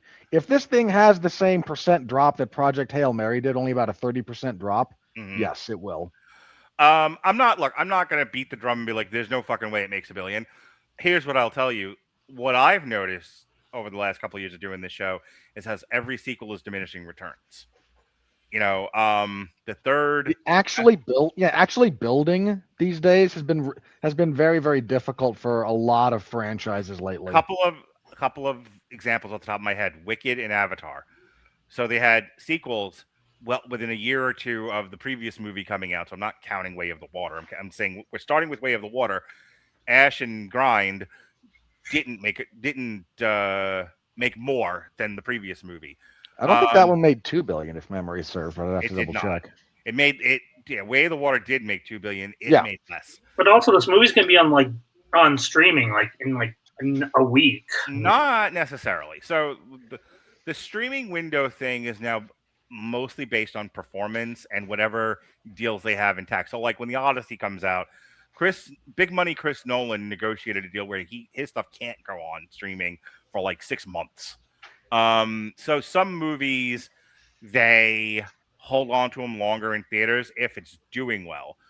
The average one will go on PVOD in about 45 days, but it's entirely based on performance. And if the thing doesn't have legs, then yeah, sure. If it does have legs, they'll hang on to it for a little bit longer. Or if there's a deal in place that predates the window, it'll stay for whatever the contract says it does. All of that to say, I'm not feeling a strong billion on this. Last year, I think the only there was like 2 movies that made $1 billion. It was Lilo and Stitch and Avatar. That sounds about right. So a lot of shit's not getting there. We've done a lot of healing since 2019. We're not all the way healed yet, and there's less and less people per capita going to the movies than there ever has been in the past decade. Alexis, you've been looking off screen. Are you looking at a book, or are you looking at research, or are you getting your thoughts together? I'm petting the dog. A little bit of column B, a little bit of column C. So what are your thoughts? Well, yeah, I was double checking. It doesn't really look like there's any major family films coming out for a while, and that is the only thing that Super Mario Galaxy has to worry about. Toy Story 5 in June. Yeah, I would say that is going to be the big dethroner for this. I don't see it staying in number 1 until then, but this thing is not slowing down. This is why GOAT stayed up for as long as it did. Movie theaters need a family film to take the kids. You can't take them to go see Wuthering Heights? I mean, you could, but My favorite comment from that is still from Jeremy Johns. He talked about the scene when Jacob Elordi uses like 2 fingers to pull up Margot Robbie by her corset just to lift. He lifts her up with her corset to kiss her, and he says, "I think my theater needed a dehumidifier at that moment." I don't know. Time for that. I can't decide which I want to watch first now: Wuthering Heights or The Bride. You don't want to see The Bride. no, he does. As I said to Robert, I have to, or I can't talk about it when we do our end of the year stuff. Yeah, this is the thing. He's gonna hate it, but Yeah. he genuinely wants to see it. Yeah, I want to. You want a leather belt to bite into? Oh, I'll be fine. He's got a pillow. He'll be fine. I have my girlfriend's ass. I'll be fine. Hey now. I love the look of death in Robert's eyes. Listen, let me ask you guys a question about that. No. That's me killing my retorts to that statement because I have them and I chose not to. I appreciate you in more ways than you'll ever know. Listen, let's talk about Supergirl for a second. Drinker put out a video. There's the question that it was the title of his video is "Is this thing gonna flop?" She's in the what's her name? Millie Alcock is in the news because she said a reasonable thing, and of course, the pack of fucking wolves on the internet. Well, hang on. There's 2 things that happened here. Mm-hmm. If you read her whole quote, it's not wholly unreasonable. Mm-hmm. Then the people publishing the quote chopped it up so it sounds like she's being inflammatory. What did she say? I clearly missed this. You want to handle that, Mark? In short, it was something along the lines of there's a lot of presumed possession of women's bodies in the comic book space, and that's just something I have to accept. And that was more or less the quote. It was a resignation of whatever this movie is, whatever I am in this movie, people are going to have their opinions of it. It maybe end up being negative. What am I supposed to do about it? That was more or less what she was saying. Like, again, if you actually read her quote and understand the tone of what's going on, it's a nothing sentiment. It really is. But because the entertainment media complex has to spin up headlines that generate outrage, they made it sound like she's saying, "How dare people have opinions about my body, especially if you're a man and I'm in a movie." Which then the outrage complex picked up and did exactly what they were supposed to do. If they had been anyway intellectually honest, they could have researched that themselves. They don't bother because it's much easier to just take it at face value. And it's like, where do you want to put the blame on this? And it's not a fight I feel like having. I would say she's not wrong. Need I remind you how many Bleeding Edge podcasts I had to listen to comments about Brie Larson's non-existent ass? Yeah, she's felt like the number 1 is the funniest thing Jeff ever said. So, if I may address that, it was funny the first time. The next 20 times it got old. Look, just real quick on this. Anyone in a movie, the audience is going to have comments on how you look in the movie. This is the reality of it. If you're being a pain in the butt, then maybe the director of photography and the director and the cinematographer don't tell you that, boy, you look like you have a double chin when you turn that way. Maybe we work on this. In no small part because the same week there was some actress who said, boy, the worst note I ever got from a director was one of them telling me that to suck in my stomach for this 5-second shot. And I was so offended that my bodily autonomy was like, shut up. They should work with God. I fucking hate these people. Go back in time and work with Alfred Hitchcock, and then you'll know what abuse is like. I would say, remember that scene in Pam and Tommy, Mark, when they were adjusting the wedgie on Pamela Anderson because they had to have the legal amount of skin. So you literally have 5 minutes of these guys saying, no, tuck in her bikini in her ass. No, pull the bikini out. I got an even better one for you. This was a scene in The People versus Larry Flint where they're taking a picture of the woman's vagina and he was just like, oh, not that far, girl, and fucking Larry Flint, who's played by Woody Harrelson, just like, no, that far, in fact, further, and shoves her legs apart and shoves the camera in there, and everyone's like, oh, heavens to Betsy. I wanted to talk not necessarily about the stupid quote because it is what it is, and people's reaction to it is even worse. But there was a question asked that because now there was already are you making moonshine? What are you doing? I'm eating a jar of pickles. Oh my god! Ew! Well, make sure you do it sexy on the podcast for me. Listen, I had no part of the conversation. I just sorry. You're gonna very sexy eat pickles. I love it. It's the best thing you've ever done on the show. Listen to me. My problem here, and the thing I want to really quickly talk about is they're already like the wolves are already kind of shining the Rachel Zegler light on her. That's why I made the joke before about we let Brett Brie.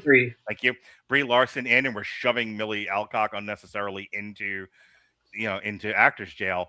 So now what's being said is like, oh no, the marketing for Supergirl is at risk here because this dumb broad made a dumb comment. Isn't she dumb? But one thing that came out of this, I don't know if you know this or not, Alexis, because sometimes you're up on these things and sometimes you're not. But apparently Supergirl isn't testing well, and it's kind of going through the same rigmarole that Superman went through, where it was screen tested and screen tested and screen tested, and they can't figure out an ending, and they've lost a composer. This is all in the They're on their third video. composer, by the way. Yeah, they can't seem to figure this movie out to make people happy. And the last time that happened, there was a real problem. I mean, I know you liked Superman, and it ended up being a halfway decent product, but generally speaking, the movie should have been locked by now. Like, you lock a movie 3 to 6 months beforehand. If they're still fucking shooting this thing and editing it and trying to test screening it, it does make me wonder, like, how bad is this movie, which leads to the big headline question. Do we think Supergirl, based on what we know now, is going to do well, or is it going to flop? And I'll let you respond to that first, Alexis. Well, the fact is that if it's following the same thing as Superman, and Superman was pretty decent, starts to make me wonder, should they really be listening to the fans complaining about superheroes like this anymore? We have seen so many superhero films. We keep hearing news about, okay, reshoots, and it just keeps getting chopped up, and then you get Brave New World. And Marvels. Marvels. A brave new world. Solo. I'm starting to Rogue One. I'm starting to think nothing. Studios are relying way too much on audience reactions, and it has become abundantly clear that most audiences don't know what they like. I understand your basic critic screening, I get that, but I feel that studios are relying too heavily on these audiences, and they are too willing to go back to the drawing board and massacre what they have made. Like, based on what you just said, I'm thinking of the There's Simpsons also- bit where like Krusty kicks in the door. Like, you people don't know what you want. That wasn't Krusty, that was The studio executive. The guy, Myers. Myers. Yeah, Myers Jr. He was the one. Yeah, he's the one who basically goes through the two-way mirror, and it's like, oh my god. Yeah, but you're exactly right. Go ahead, No, Robert. Go ahead, Robert. The part of the other problem there is it's not that the audience feedback is necessarily bad. First of all, giving feedback is an art form. Mhm. Like, knowing how to give good feedback is important instead of just saying I liked or I didn't like, which is what most people do when they do these things, because they don't think about this stuff critically. Sonic has too many teeth. There is a difference between being specific criticism and relevant criticism. Thank you, Zach. Yeah, Now- but there's a difference between being constructive and being an asshole. Well, yes, and then there's how do I interpret the feedback? There's a pretty famous anecdote in Disney that at a test screening for The Little Mermaid, a kid picked his nose during part of that world. And the thing taken away from the executives was to look at the director and go, you should cut that song. Let me tell you, I'm going to let you keep going for a second, but let me tell you how discerning feedback is a lost art. Yes. I personally, and this is going to make me sound like a pretentious douchebag, but why stop now, since I've already been called that on TikTok, and I'm just leaning into the persona at this point. Yeah, I am a pretentious douchebag. But you stand next to me, and somehow people still think it's you. Yeah, like I'm just seeing some of the shit I like, but whatever. So next week on Triple Feature, Irreversible. Which is a really good movie. I cannot wait for that podcast. Anyway, I get feedback from people all the time. I'm willing to elicit feedback from just about anybody. Feedback I take seriously and feedback I throw away is pretty much how I see that person. If it's a person I trust, if it's a person who I think has valuable insight, if it's a person who I think is like halfway even smart, I'm willing to take the constructive criticism. I'm willing to take the feedback. If I'm talking to a animated football of a person, I'm not taking that. I'm going to be polite about it because I'm not a fucking animal, but I'm not taking that criticism seriously. And I think to Alexis's point and what you were trying to say, Robert, that taking the entirety of a test audience who may be anything from a toaster oven to a halfway, smart human being, and thinking this is all valuable criticism is the last thing you want to do with a movie, and probably more than anything else, why they can't figure Supergirl out. Your thoughts, Robert?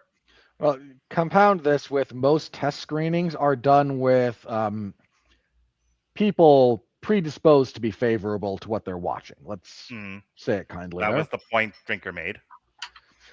Well, it does mean that like you have to take test audiences scores with a little bit of a grain of salt, because again, anyone who's going to go through the effort to go to a test screening of a movie frequently that isn't even scored or has a temporary score, like there's a lot of stuff that goes into that, and they're more inclined to be positive.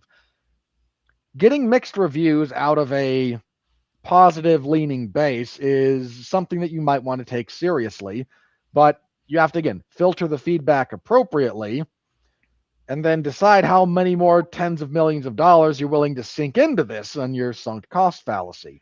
I want to go ahead. Sorry, I thought you were done. So my thing personally about Supergirl, I don't have a lot of faith in it personally for a few reasons. One is the reception to James Gunn's Superman, which to be clear, before anyone says another word on this panel, underperformed wildly. So again, two things about it. One, yes, it underperformed. Two, I know people who really enjoyed that movie. I don't argue with them. I know people who really didn't like that movie. I don't argue with them either. I think there's perfectly valid reasons to have landed on either side of that thing. And where was it on your list? Like 4 or 5? Me? 3. Yeah, 3, of course. I didn't see it. Perfect. But that had a really unfortunate side effect that I don't think anyone intended, or even really not only intended but foresaw. You took an already iffy audience, and let's be clear again, the DC cinematic audience is a little bit iffy at this point. They're skittish for good reason. There's been a lot of crap. I'm not trying to blame the audience here, but what came out of Superman was a fractured audience that no one expected to fracture the way it did. Yeah.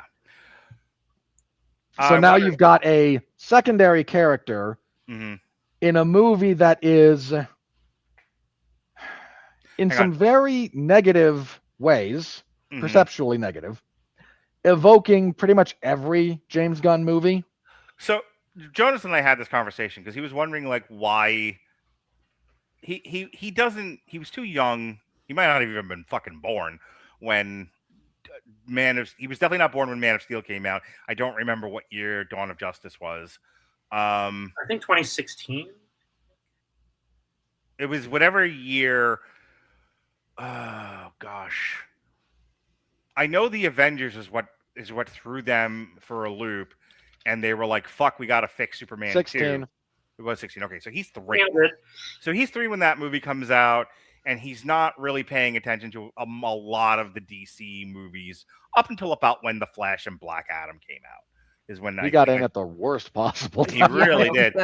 So from his point of view, he doesn't understand why the DC cinematic universe never worked, but the Marvel cinematic universe did, so I had that conversation with him, and because we were comparing it to what James Gunn is doing with his handling of the DC cinematic universe, which there is, I think, a strong argument for why would your second major feature film in this universe be Supergirl of all characters? Which I think is a fair question.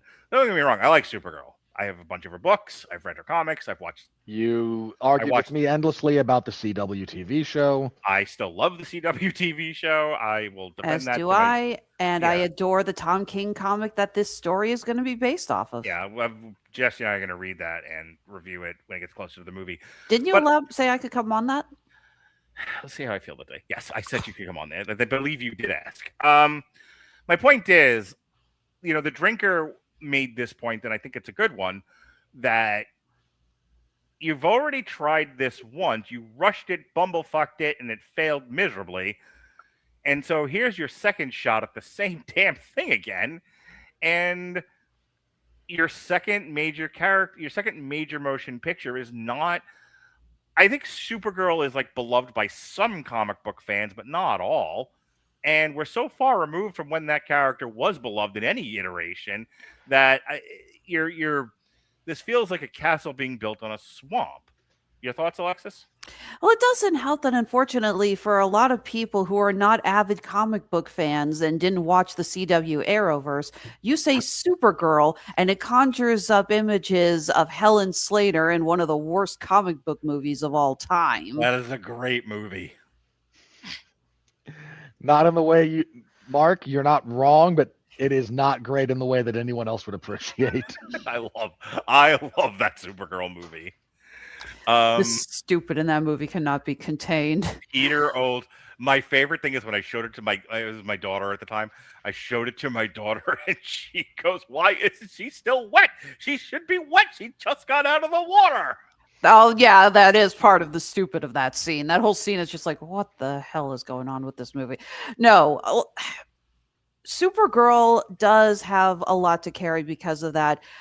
The character, again, was tied to one of the absolute worst comic book movies of all time.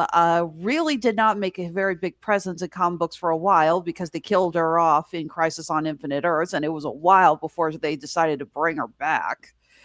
And then you have the way she's been portrayed in other media. While the Supergirl live-action Arrowverse TV show is really good, you also have to look at the way she was kind of portrayed in the Bruce Timmiverse, where she had the mini skirt and the crop top, and looked like one of the members of the fashion club from Daria.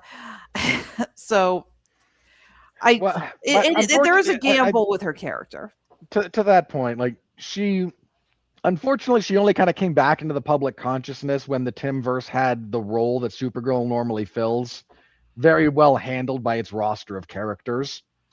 They did a slightly better job with her with the reboot of that in the new style, because she's in like Apocalypse and a couple of other ones, and she's a perfectly serviceable character in those. So let's give the final word here to Zach so we can move this on. Zach, I know you have a long, lengthy history, in-depth love of the Supergirl character, plus an insider's knowledge of movie and comic book industry. So what are your thoughts on whether or not the Supergirl movie coming out this June is going to be any good? I'm waiting for you to wave around props at this point. I don't have any props, despite being a massive fan. It can't be worse than the comments with all those emojis that were just going over your face. I got rid of him. Just ignore it. Yeah, we gotta. I think it'll be okay. I'm honestly getting. Well, I've kind of had superhero fatigue for like 5 years now. It's just. Mm-hmm. The rest of the correct world. answer to that is 7. 7. Yeah. No, the thing is, I don't care anymore. I'm sorry, guys. That's why I was really quiet. I really don't. No, you're allowed to not care. This is a news item. Sometimes we do news in this segment. This thing is being talked about, so I figured I'd bring it to you guys. But almost any time I talk about stuff like this, there's at least one person. Normally it's Alexis. It's just like, who fucking cares, which she does right back to me after I've done it to her. Well, again, to kind of close on this, I do think that part of what they're doing with this media cycle is what studios have been doing, and this goes for anything. But what is our shield? What is our excuse for when this fails? And in this case, we're going to try once again. Boy, the male fan base is just the worst, isn't it? And this is not a winning formula. It has not been a winning formula forever. Please stop. But this is their PR shield that they've chosen to try and hide behind again. And I was going to say, get ready. Critical Drinker is going to come under fire when this thing comes out. It kills me because, again, the Supergirl movie, when it came out, is listed under one of the people talk about. It's like, well, that's why producers won't do a lot of female-led superheroes. And if you watch that movie, you go, female-led superheroes, nothing, no character, no male superhero could save that movie. Yeah, it was just terrible. Yeah, they don't say that sort of thing when like Superman 4 bombs. Exactly. It's like, no, it can't. I mean, in fairness, that did kill Superman as a cinematic property for several years. Yes. Yeah. All right. You know what? John Cryer was able to come back as Lex Luthor out of that trash heap, so good on him at least. He was a good Lex Luthor. I stand by it. All right, and we finally get to the end of our show here. Here is the critical review. Are you ready? No! I said, are you ready? No, God! No, God, please, no! No! No! No! All right. Did we? I can't see the trash. Yep. I'm putting that on screen. The trash heap has spoken. Yeah. Thank you, Perfect. you princess. Wonderful. All right. And this fucking score says it all, doesn't it? Mhm. 42%. I can't believe 42% of critics gave this a positive score. Everything is 42. Do you know right. that that's the I hate you 42% for that. like Zach and me grew up playing Nintendo games? So this is all critics is at 42. Verified audiences is at 89. All audiences is at 88. So negligible change. Negligible. The AI. So the AI audiences Nintendo do like this movie, and critics Nintendo don't like this movie. Sega the- is suing for trademark infringement and on the that one. AI Zach. writes, packed with colorful world building that's as frenetic and as weightless. The Super Mario Galaxy movie's visuals are often out of this world. Ugh. But the threadbare story ultimately loses its Milky Way. There Oh you God, go. I'm like way sexual, and that make me upset. Oy, Oh goodness. my god! oh God. I didn't even write that one. I feel like I Robert. was every gonna time say Zach's puns aren't that bad. I feel like Robert every time I make a joke. All right. You're starting to empathize more and more with me over the years. It's a troubling sign for your development. Yeah, no shit. The audience says, "Mamma mia!" Nintendo nostalgia hits again in the Super Mario Galaxy movie, delivering Easter eggs. I want an Easter egg. I want an Easter egg. I want an Easter egg. Joyful wonder and a spirited cast that makes this an instant replay. Dick. There is no rewatchability to this thing. I can watch it one time. The only rewatchability are those who, God help them, are trying to count every single Easter egg. All right, Or so this, again, small children who will use it to fall asleep. Which, hey, that's valid.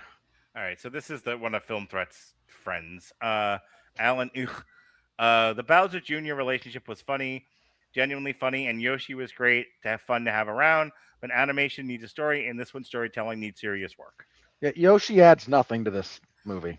But he is fun. He adds nothing. So is cocaine.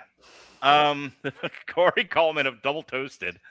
The filmmakers could have done more with the story if they really wanted to, and they didn't because they didn't have to. Hey, I said that. Yeah, that's largely correct. Rick Romantito of the Taos News. The story is much more complicated as the running time. Come again. The story is much more complicated as the running time rolls on, which can be interesting to adults familiar with the characters, but confusing to youngins. Youngins are the only ones who my like man. this. No. What about this is complicated? Marissa Hill, with great marketing here, it's nothing but cleavage. From Shade Studios, which I assume is a It porn works. site. Go into this film like you're about to turn on your Nintendo 64 and play with your friends. There's no need to overthink things, just have fun. This is a terrible review. Second of all, no, this is not Mario 64. It's Mario 6-7. Please stop. No, Zach, go sit in the corner. You were in a timeout for that. Linda and Al Lerner of Movies and Shakers. The action is pretty repetitive as the characters get into lots of colorful chaos. Some situations could be scary for little ones. Are No. you kidding me? Unless you bring a literal infant to this. What pussy pansy fucking kid would be too much for? Jesus. I was gonna say, I'm sorry, are they that terrified of the dragon? Which, by the way, is a boss in Mario Odyssey. So it's like, which is a game for all ages. A But this film- 4-year-old could handle this. If we're talking about it's scary. No. It's 90 minutes of continuous action in bright hues, and parents will get a bit of a respite. Yeah, I This fucking is napped largely it. my argument. It's like, okay, this will give me 90 minutes to go drink a box of wine and pass out. Child of the Ages, Jeffrey Harris. Hey, Jeffrey Harris. Actually, take a look. Jeffrey Harris gave us a Facebook like. If you hover your mouse I over the likes and views I that's there. saw it. The Super Mario Galaxy movie provides quick and easy entertainment, and it's not that characters lack charm or emotional resonance. However, They the plot do. suffers from the sheer overabundance of characters and subplots which weigh it down. Not wrong. Yeah, not wrong. And Jeff's being very nice to this. I'm sure he was a fan. The future Mrs. Zach Strobel, to tell your girlfriend I said that, Nell Minow of Movie Mom. It is essentially an infomercial for games and merch, of course it is, but is good-hearted and colorful and has genuine affection for the fans. I'm not sure it has genuine affection for the fans. You know what? That's close The enough. first one did. I'm not sure this one does. Now, that's close enough to what I said. It's like if you're that diehard of a fan of the Mario world, you're gonna have some fun with this. I know I married her to you a long time ago, and I want to keep with the joke, but I now Zach is here, and I kind of see Tanya Lamb of Lola Landshop with Zach being more of a thing. What do you think? She's already my ex. I don't care what she does as long as it includes consuming feces and perishing. Zach, can I set you up with Lola Lamb chops? No, thank you. The future ex Mrs. Zach Strobel of Tanya Lamb of Lola Lamb chops. The Super Mario Galaxy movie has a bit of everything except maybe a plot. Accurate. There's a few other things it's lacking too, but There's mushroom. But she's not wrong. it is definitely lacking plot. I like how even the positive reviews are not really all that positive. Vinamaru Math are a first post. The best thing about the movie is that it is only 98 minutes long. It is charismatic and crisp, but to say that it is an absolute perfect outing will be a fallacy. There are moments when you see that the narrative is overstaying its welcome. What fucking narrative? It's not a fallacy, you moron. It's like, can we find some reviews that praise this thing as gold so we can laugh at their idiocy? Because right now, even the good reviews are agreeing with us. I haven't seen more than a 3 in any of these, but Pablo O'Scholes of Clarin, as expected, the huge success of the Super Mario Brothers movies exactly 3 years ago was going to spawn a sequel, and here it is. That's Wonderful. That is a Fantastic. terrible pull. yeah, for the record. that is not his fault. That's the AI's fault. Yeah, I'm not blaming him. That's about the worst thing you could have pulled to be your lead in for something like this. It's terrible. Internet monster Doug Walker of Channel Awesome just meets the bar for being passively entertaining fluff. That's pretty much what I called it. I really miss when he actually cared.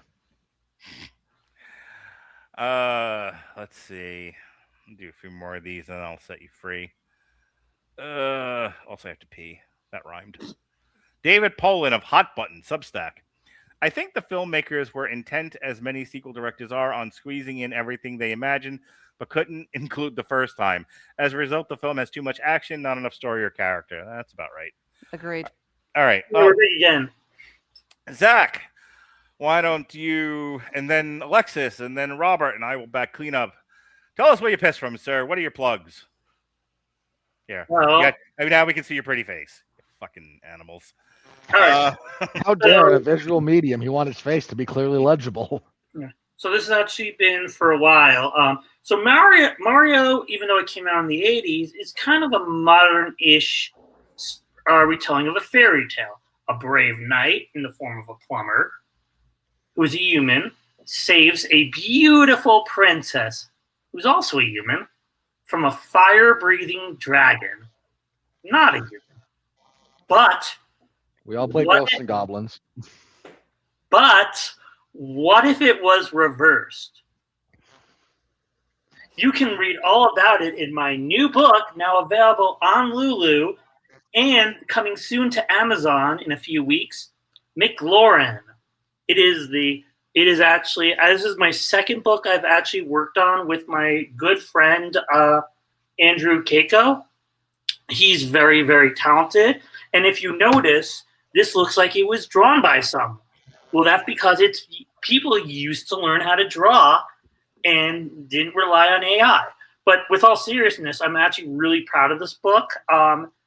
It took a really long time. I pushed myself really hard to make it. It is on. We really hope it goes well. Like our last book, Blob and Krillium. This one is on Amazon because it's been out for a year. But we really thank you for. Right. I was like, that's the link you wanted, right? Yeah, that is the link. It matches. But we worked really, really hard to make this book, and We really hope you like it, and I will, when I come back, probably in a future review, it'll be on Amazon. But if you go to Amazon, you can find all my other books that I'm totally not ignoring. But, this one is for kids between the ages of 5 and 13. But, you can read it with your kids. If you have kids, you can read it to them, or you can just read it yourself and have a good time. Oh, look, there's my other books. Other books on Amazon. We've got Quail Tales, Dinosaurs on the Moon, Blob and Krillium, which you just talked about, Friendship Sanctuary, which is a great book. It's like Looney Tunes meets Star Wars. Secular books involving Jewish holidays, Gefner and Friends, Hanukkah, and interactive Choose Your Own Rosh Hashanah book. Warren Lane is a comic book. Catastrophe, we can bypass that. That book stinks. I did it as a favor. Grandpa's Beagle, based on my dad. Deborah, the substitute teacher. That was a fun one. Look at that name down there on that one. That's a familiar looking name. I know that person. Very nice person, mind you. Helped the cover. There's Friendship Sanctuary again. As a stampede of donkeys. And the color version of Friendship Sanctuary. And that was a lot. But you can have fun. You don't have to read them all at once. But if you do, you'll be really cool. And those are my books. Fantastic. Alexis, tell us about your jewelry making company and whatnot. Well, might as well, because I mean a drove of donkeys, Mark. A drove. Thank you, Robert. I'll say might as well, because this is actually going to be my last appearance on the Rattleton Broadcasting Network for a while. I legit don't have that many shows coming up right now. There's not a lot coming out on TV that we haven't already reviewed. I thought you were quitting. I was like, is she really doing this on the air? Like, wow, fuck me. I'm sorry. Jesus, yeah. Hey, you're mean to me, but you're not that mean to me. Don't worry. No, I was going through the other day. It's like I should probably update my calendar here. And I was like, wow, I have like nothing. Yeah, nothing this is. coming I up. know this is it for you for the month of April. Then it's gonna be May. Thank you, Zach. Back in the corner. Are you? Yeah, there's no. You're not doing any television shows until. No, we've already finished most of the TV shows that we were going to do. We just did Night of the Seven Kingdoms, One Piece season 2. Thanks to David Wright. Both good. One. Yeah, both good. But I was saying thanks to David Wright on One Piece season 2, because I was like fried that night. I had just come from my mother's campaign launch party. I was just all over the place, and God bless him for being like the anchor that kept me grounded on that review, because I swear to God, if he wasn't, it would have been Thanksgiving part 2, because I was just going nuts. You're not doing anything with Daredevil or I actually haven't seen Daredevil, the first season of Born Again Daredevil. I am so behind on my Marvel. Mm-hmm. There's a couple that I want to get added. I wanted to talk to you actually. I got recommended the show Something Bad is Going to Happen, or something. I think that's what it's called. It's on Netflix.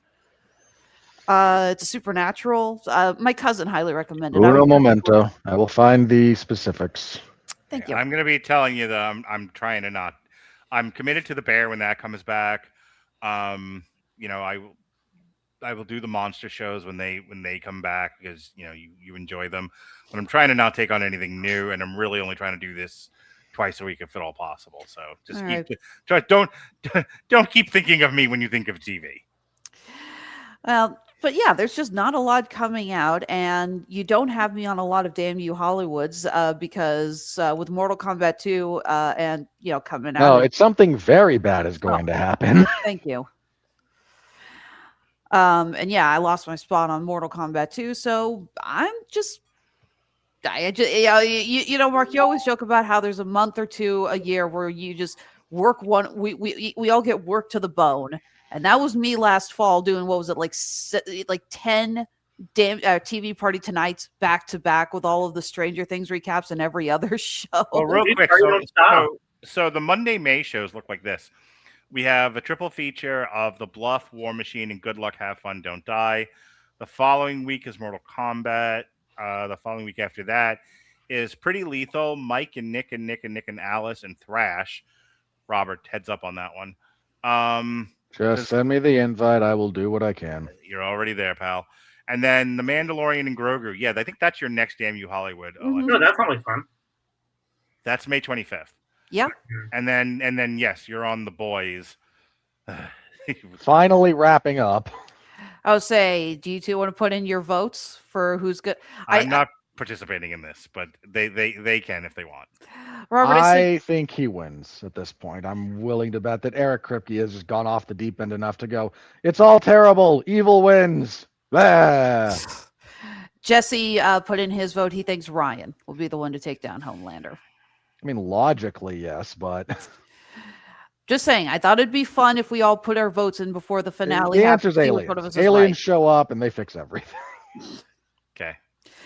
But no, I'm not quitting. There's just not a lot going on right now. But, c'est la vie. I'm taking my time with the Honeysuckle Hustle, Honeysuckle Rose Creations, where fashion meets fandom at the intersection of geek and chic.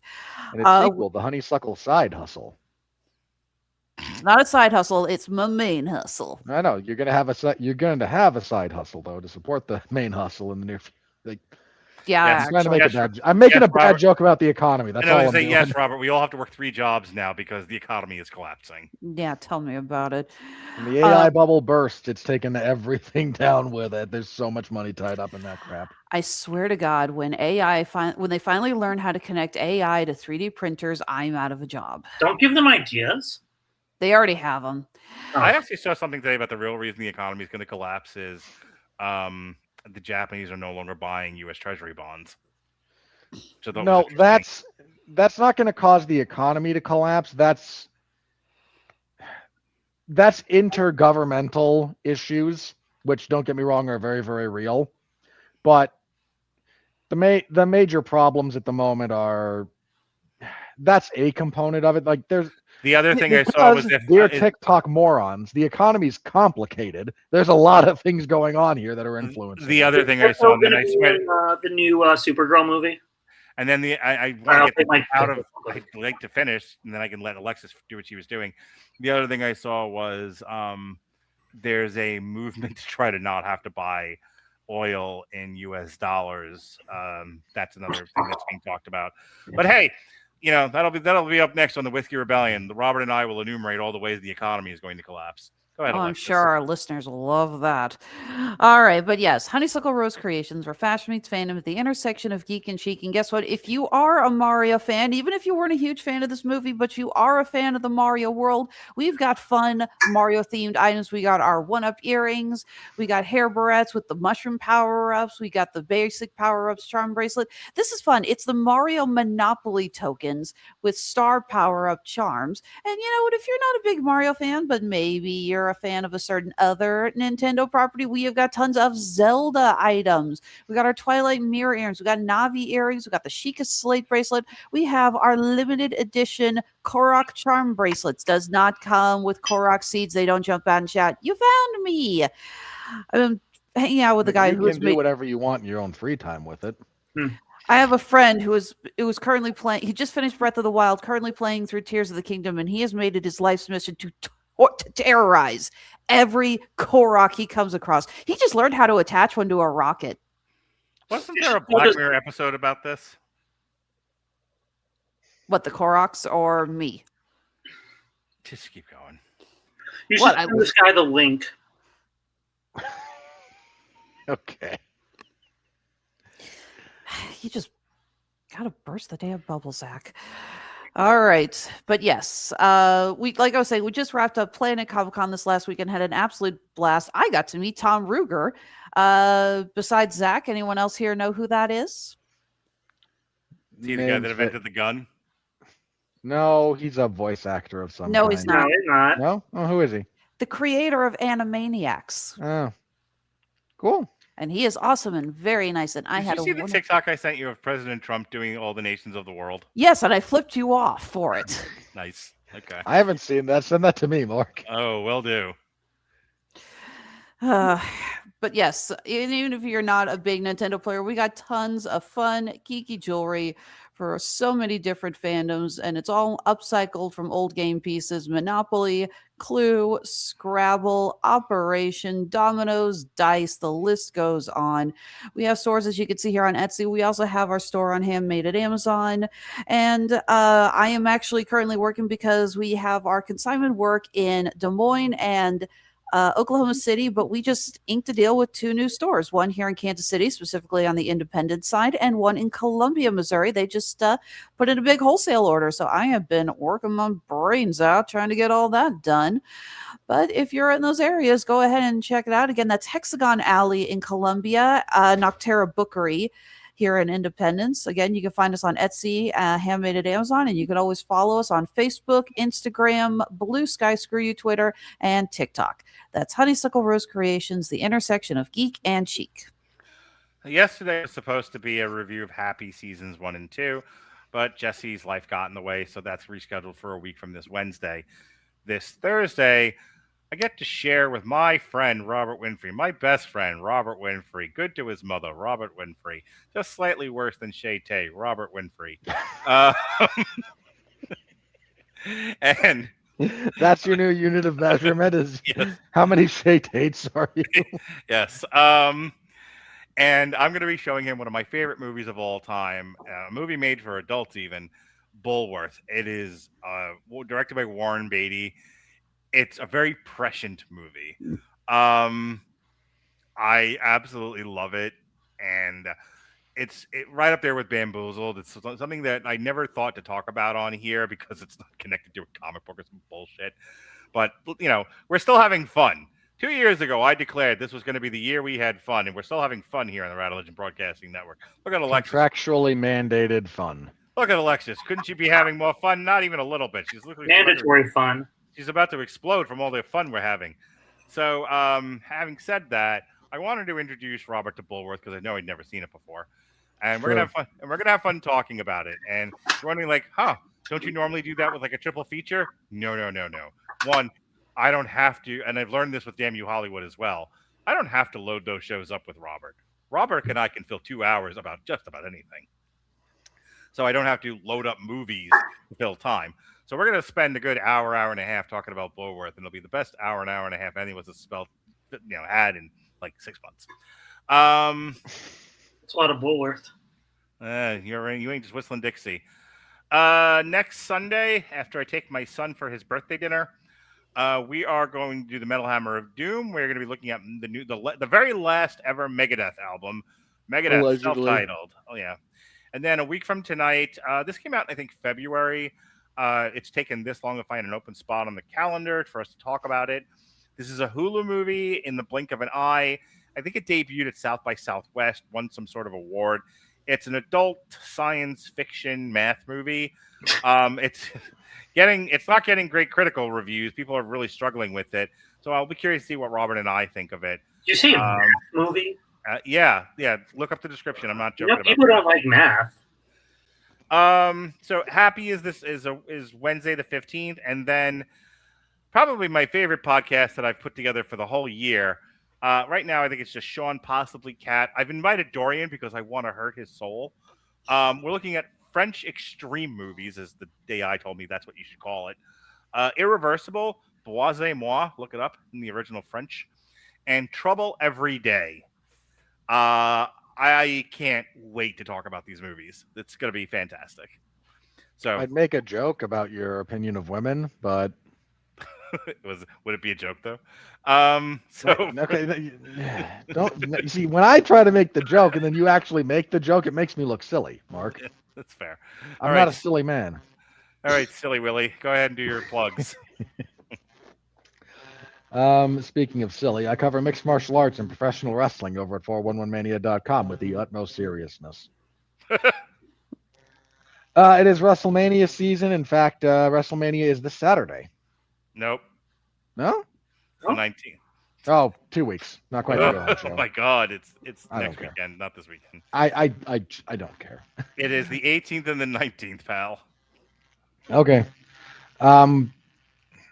So we're coming up on WrestleMania, and the closing build for this year's WrestleMania has been poorly received, would be an understatement. In fact, the last 2 episodes of WWE SmackDown are among the worst rated in that show's history in terms of fan ratings. 2 weeks ago was one of the worst episodes of WWE television I've sat through in years, including maybe the worst continuous 60 minutes they've produced in the last like 15 years, and that covers a lot of ground. Wow. First hour of SmackDown 2 weeks ago was painful, genuinely painful. They brought Pat McAfee on to be Randy Orton's buddy for this because, to quote Triple H, for a bunch of people, Pat McAfee is the face of the WWE. He was not forced at gunpoint to say that by Ari Emanuel, who is Pat McAfee's agent. So Friday we will continue that build, I guess. I'll be covering it for 3 hours. So Poor bastard. I don't feel good about my life many days in a lot of ways. It's gonna be on your fucking tombstone. Saturdays I cover UFC events. This last Saturday was a bunch of Apex crap that featured a lot of squash matches, so a lot of finishes at least. If you want a full review, listen to the 411 Ground and Pound MMA podcast. I go live around 2 a.m. Eastern Standard Time, technically Monday morning, because that's the way my life operates. I also have a preview on the of UFC 327. That is this coming Saturday. Good title fight, pretty good card all the way around. We did lose the co-main event, but that got bumped to 328. So we're still supposed to get Joshua Van versus Tatsuro Taira, which should be a very good fight too. So full preview there, and then Saturday, of course, coverage of it. So find me there.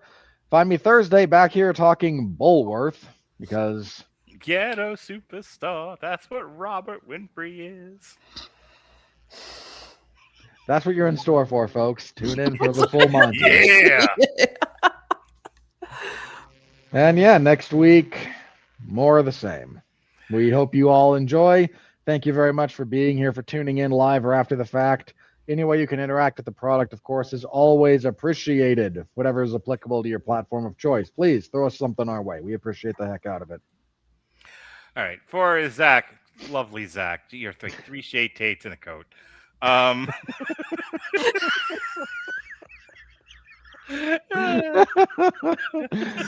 You bringing back this is actually like 3 kids in a coat, in a trench coat.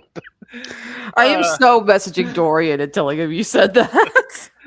Yes, for Zachary Strobel, cutie patootie Zachary Strobel, good to his mother Zachary Strobel. For that chick down there and Robert Winfrey, I'm an asshole. Be well, be safe, and behave.